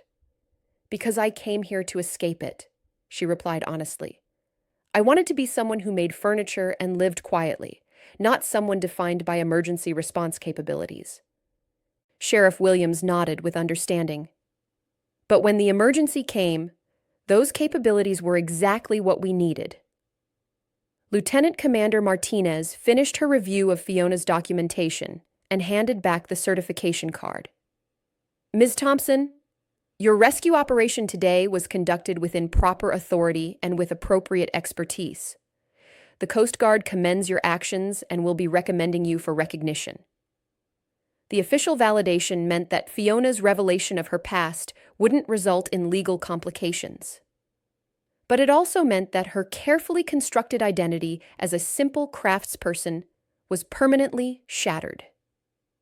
As people began to disperse, returning to their storm-damaged homes and businesses, Fiona found herself surrounded by neighbors who wanted to express gratitude and amazement at her hidden capabilities. Betty Miller approached with tears in her eyes. "Fiona, I had no idea. All these years, we've had a real hero living among us." "I'm not a hero," Fiona replied uncomfortably. "I'm just someone with specific training who happened to be in the right place at the right time." Mrs. Patterson smiled knowingly. "Dear, that's exactly what heroes always say." As the crowd finally thinned and Fiona prepared to return to her workshop, Tom Rodriguez approached with a thoughtful expression. "So, what happens now? Do you go back to making furniture and pretending none of this happened?" Fiona looked out at the river, where the storm was finally beginning to subside. The crisis was over. 18 people were alive because of her skills, and her secret identity was thoroughly blown. "I don't know," she said honestly. "I suppose I'll have to figure out how to be both people, the offshore rescue specialist and the furniture maker. Maybe they're not as incompatible as I thought." As she walked home through the clearing weather, Fiona reflected on the day's events. She had saved 18 lives, revealed her hidden past, and discovered that her community accepted her completely, regardless of what they learned about her background. Perhaps it was time to stop running from who she had been and embrace who she could become. The aftermath of the river rescue brought changes to Millbrook that no one had anticipated. Within 24 hours, news of the dramatic storm rescue had spread far beyond the small town, attracting media attention that portrayed Fiona as a local hero who had risked her life to save people who had been threatening her community. The irony was not lost on anyone. Hardy, who had spent weeks trying to destroy local opposition to his development project, owed his life to the very person he had most consistently dismissed and threatened. Fiona spent Sunday morning in her workshop, trying to process the events of the previous day while returning to the familiar routines of her furniture making. But the workshop felt different now, no longer a refuge from her past, but a bridge between who she had been and who she was becoming. Around noon, she received an unexpected visitor. Vincent Hardy stood at her workshop door, looking older and more fragile than she had ever seen him. His head was bandaged from the injury sustained during the boat accident, and his usual arrogant demeanor had been replaced by something approaching humility. "Ms. Thompson," he said quietly, "I wanted to thank you personally for what you did yesterday." Fiona looked up from the cabinet she was sanding, studying Hardy's face for signs of insincerity or manipulation. But she saw only genuine gratitude and what might have been shame. "You're welcome," she replied simply.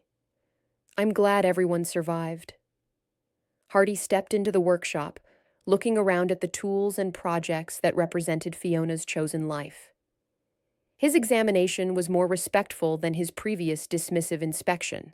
as if he was finally seeing the craft, rather than just the craftsperson. I owe you more than thanks, he continued. I owe you an apology for my behavior over the past weeks. My treatment of you and this community has been inexcusable. The admission was more than Fiona had expected from someone who had built his career on never backing down or admitting mistakes. She set down her sandpaper and gave him her full attention. What changed your mind? She asked. Hardy was quiet for a moment, apparently struggling with concepts that were foreign to his usual worldview. Facing death has a way of clarifying priorities. When I was in that water, watching my boat break apart, I realized that all my money and connections were worthless. The only thing that mattered was whether someone was willing to risk their life to save mine. He paused, looking at the tools arranged with precision on Fiona's workbench. And the person who did that was someone I had spent weeks treating as inferior.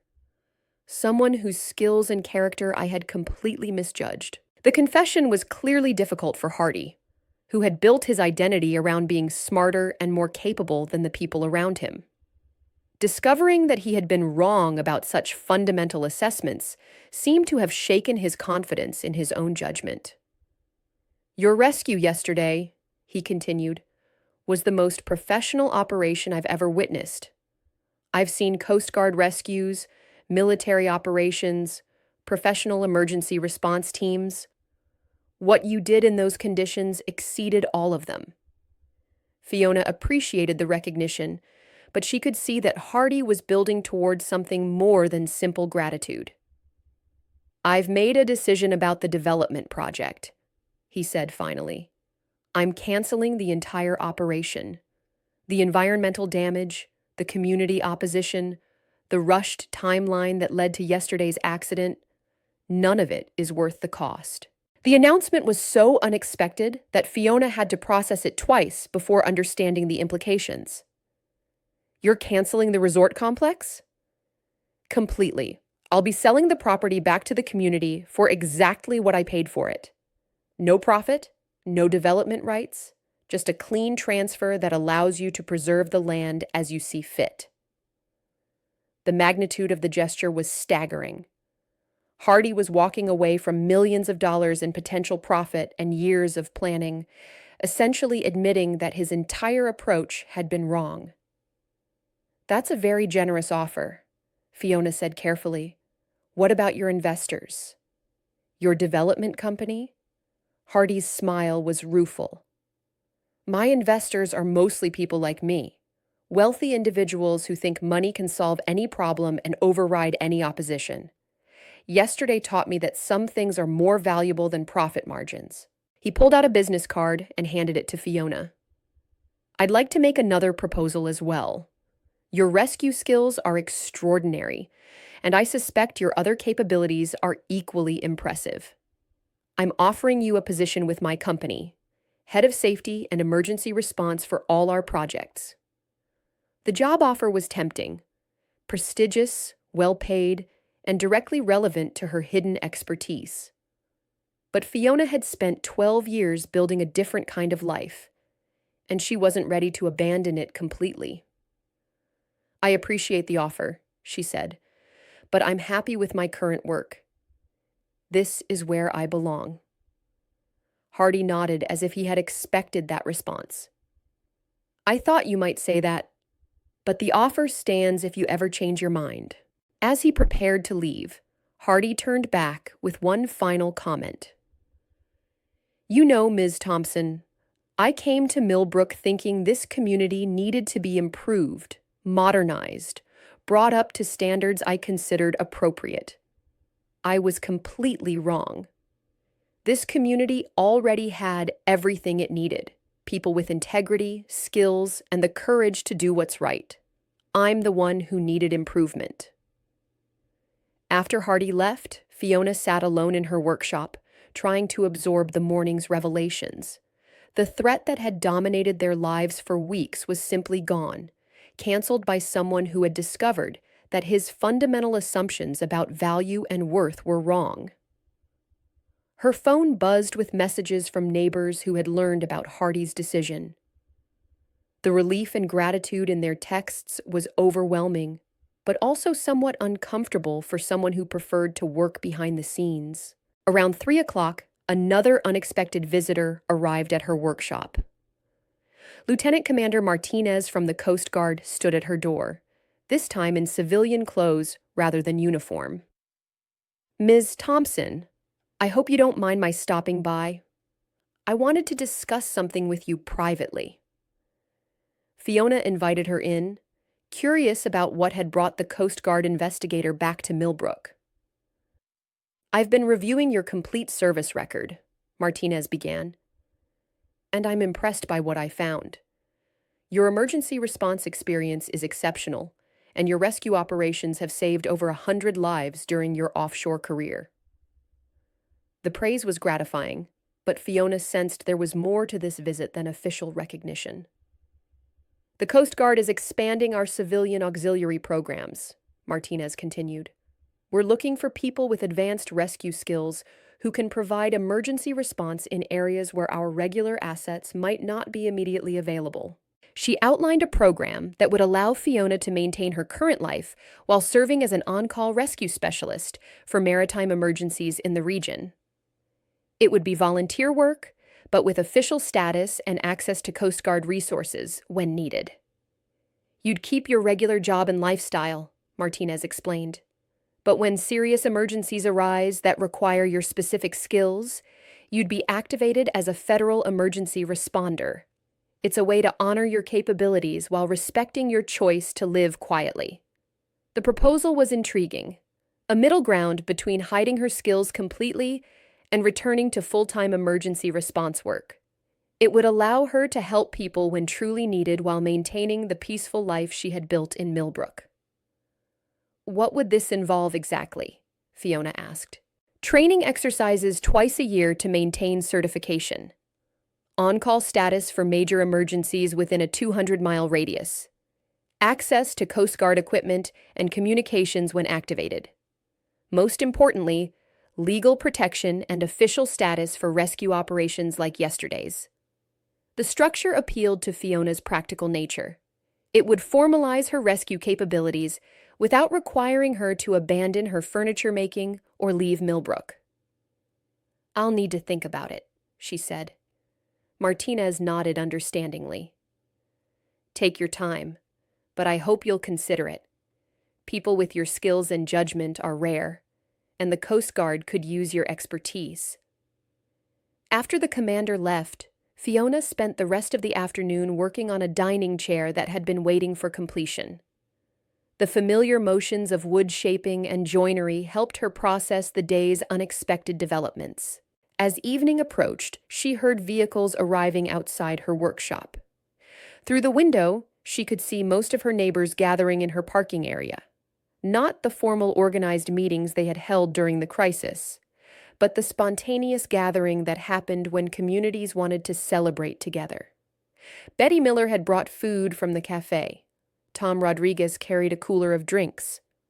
Mrs. Patterson held a cake that read, "Thank you, Fiona," in careful script lettering. Frank Davis had even closed his hardware store early to join the impromptu celebration. Mayor Johnson stepped forward as Fiona emerged from her workshop. "We know you don't like being the center of attention, but we couldn't let today pass without acknowledging what you've done for us." Dr. Foster added her own thoughts. "Not just the rescue yesterday, but your leadership during the environmental monitoring, your strategic thinking during the opposition campaign. You've shown us what real community leadership looks like." The praise made Fiona uncomfortable, but she could see that her neighbors needed to express their gratitude.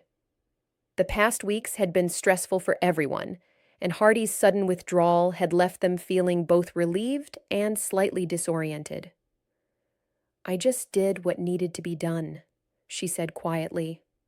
"All of us did." That's what communities do when they're threatened.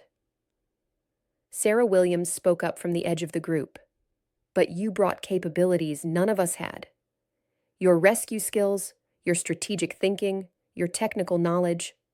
Without you, we would have lost this fight.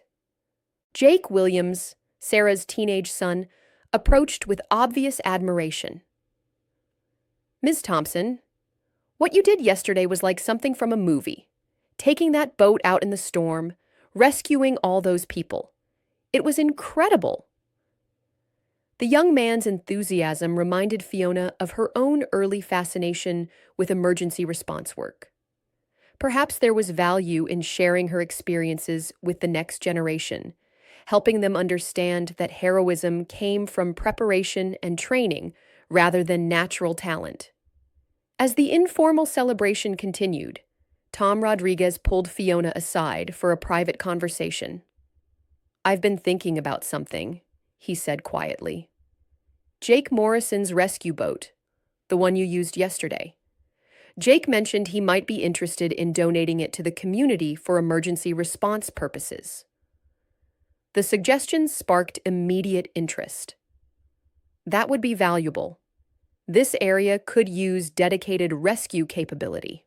Would you be willing to train local volunteers in rescue boat operations? Create a community emergency response team? The proposal connected to both the Coast Guard's auxiliary program and Fiona's own desire to contribute without abandoning her chosen lifestyle. Training local volunteers would multiply her impact while keeping her rooted in Millbrook. "I'd be honored to help with that," she replied. As the evening wound down and people began heading home, Mrs. Patterson approached Fiona with a thoughtful expression.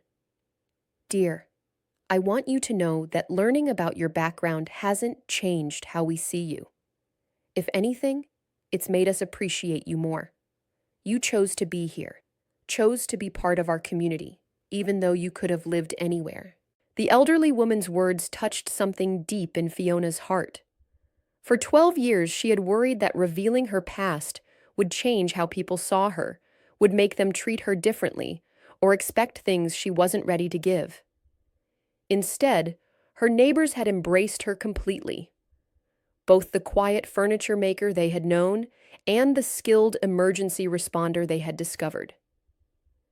They didn't see her capabilities as obligations, but as gifts that enriched their community.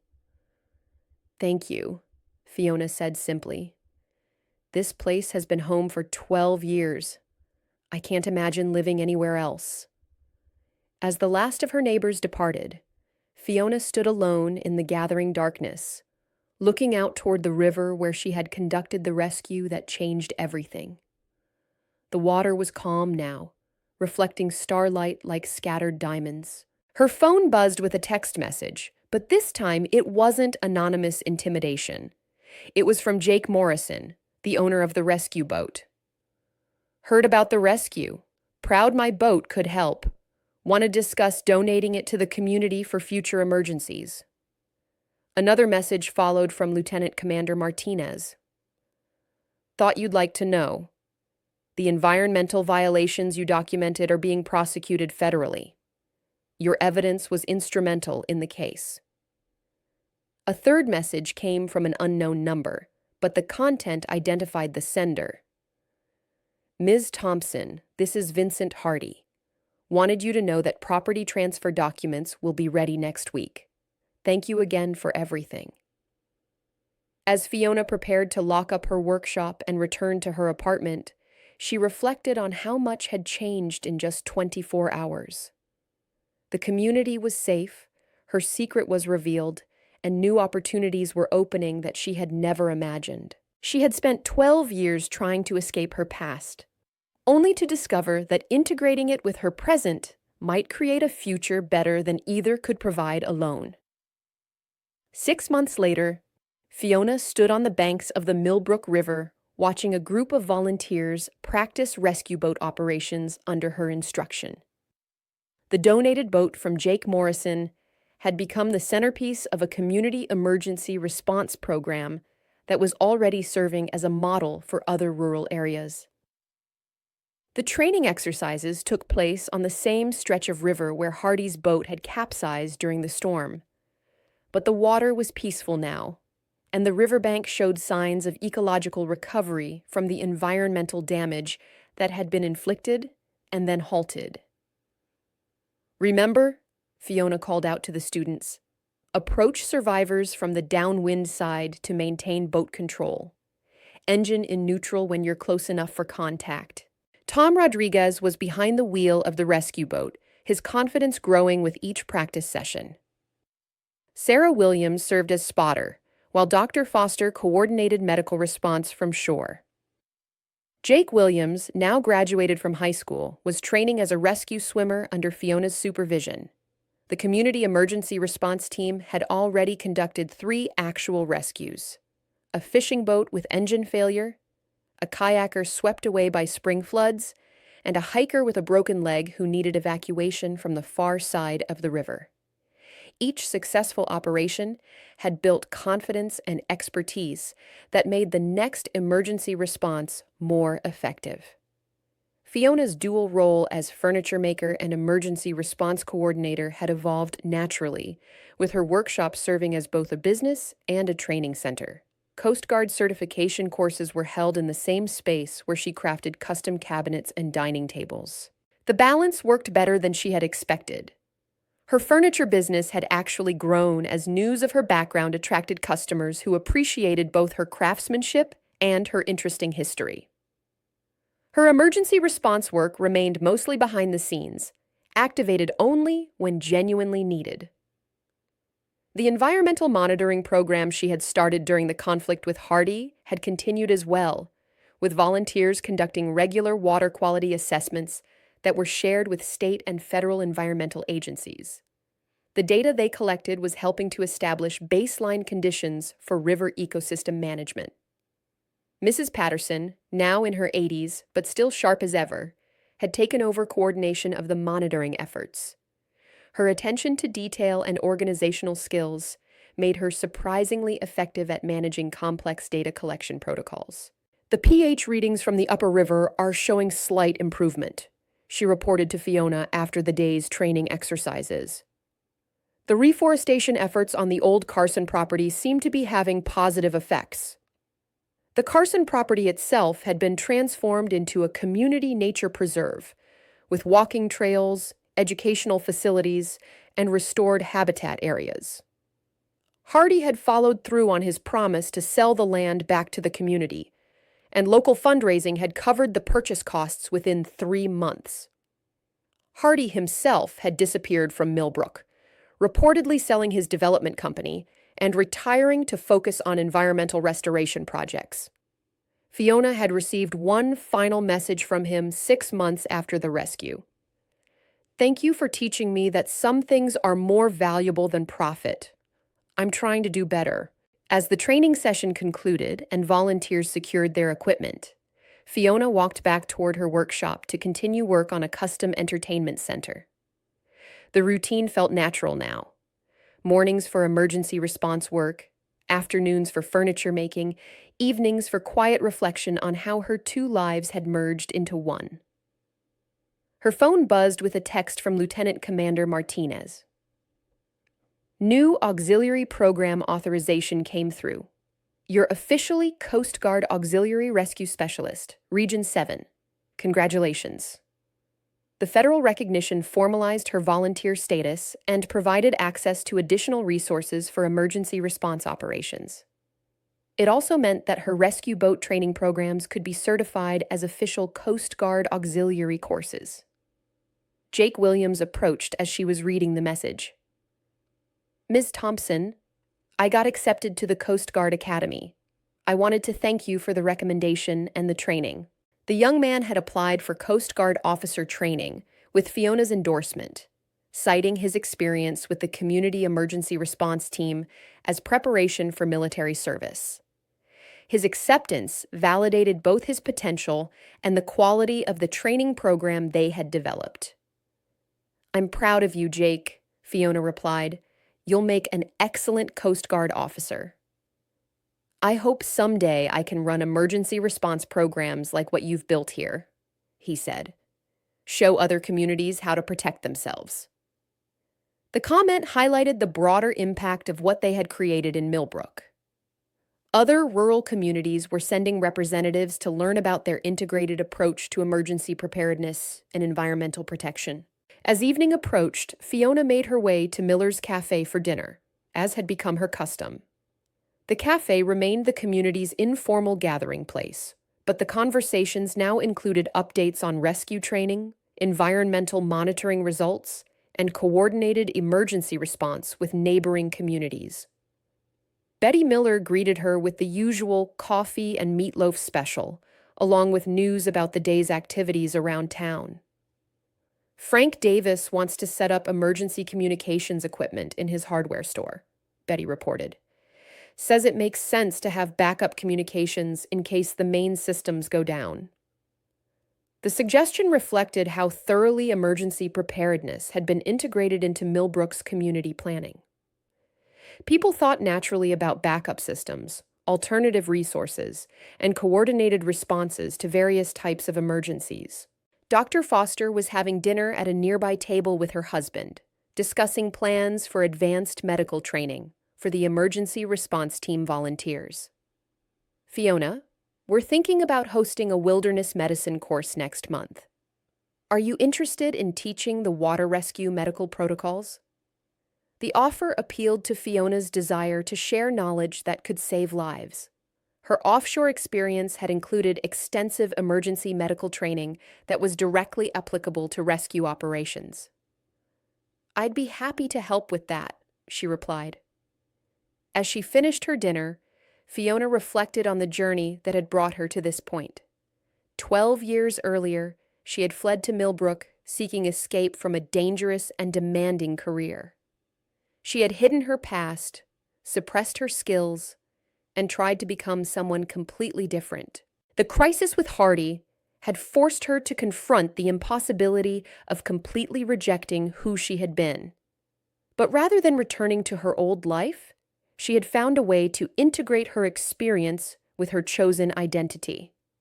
She was still the quiet furniture maker who crafted beautiful pieces with patience and precision. But she was also the emergency response specialist who could organize rescues and train others to save lives. The two identities had proven complementary rather than contradictory.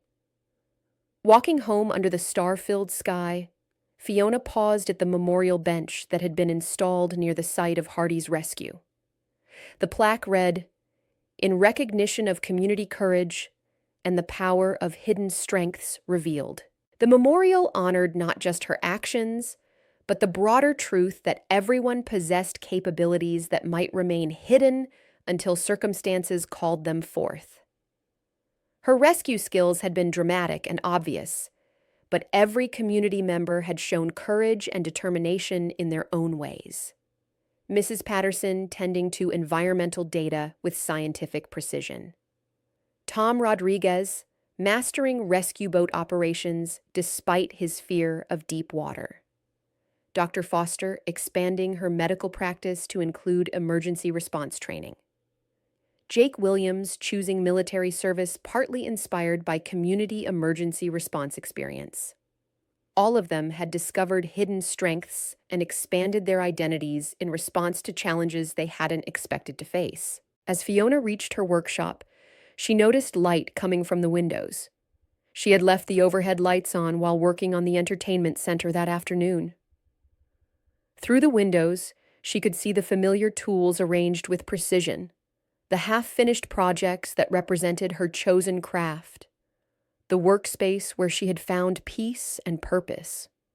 But she could also see the rescue equipment stored in the corner, the training materials for emergency response courses, and the radio equipment that connected her to Coast Guard operations throughout the region. Both aspects of her life were visible in that single space, integrated rather than competing.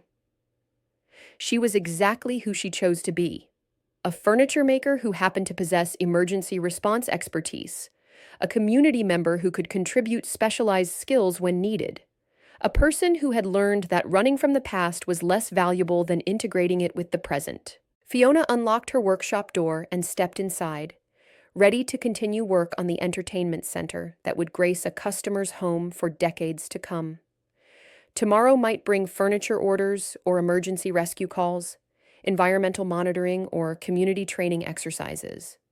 She was prepared for all of it, comfortable with the complexity of a life that defied simple categories. The hidden hero had learned that being hidden wasn't necessary. Being whole was what mattered. In the quiet workshop where wood shavings mixed with marine radio chatter, where furniture plans shared space with rescue protocols, Fiona Thompson had finally found the balance between who she had been and who she chose to become. The river flowed peacefully past her windows, carrying starlight toward distant shores, and Fiona knew she was exactly where she belonged. If this story touched you, don't forget to like, comment, and subscribe. We'd love to hear what inspired you the most, and where in the world are you watching from? Let us know below.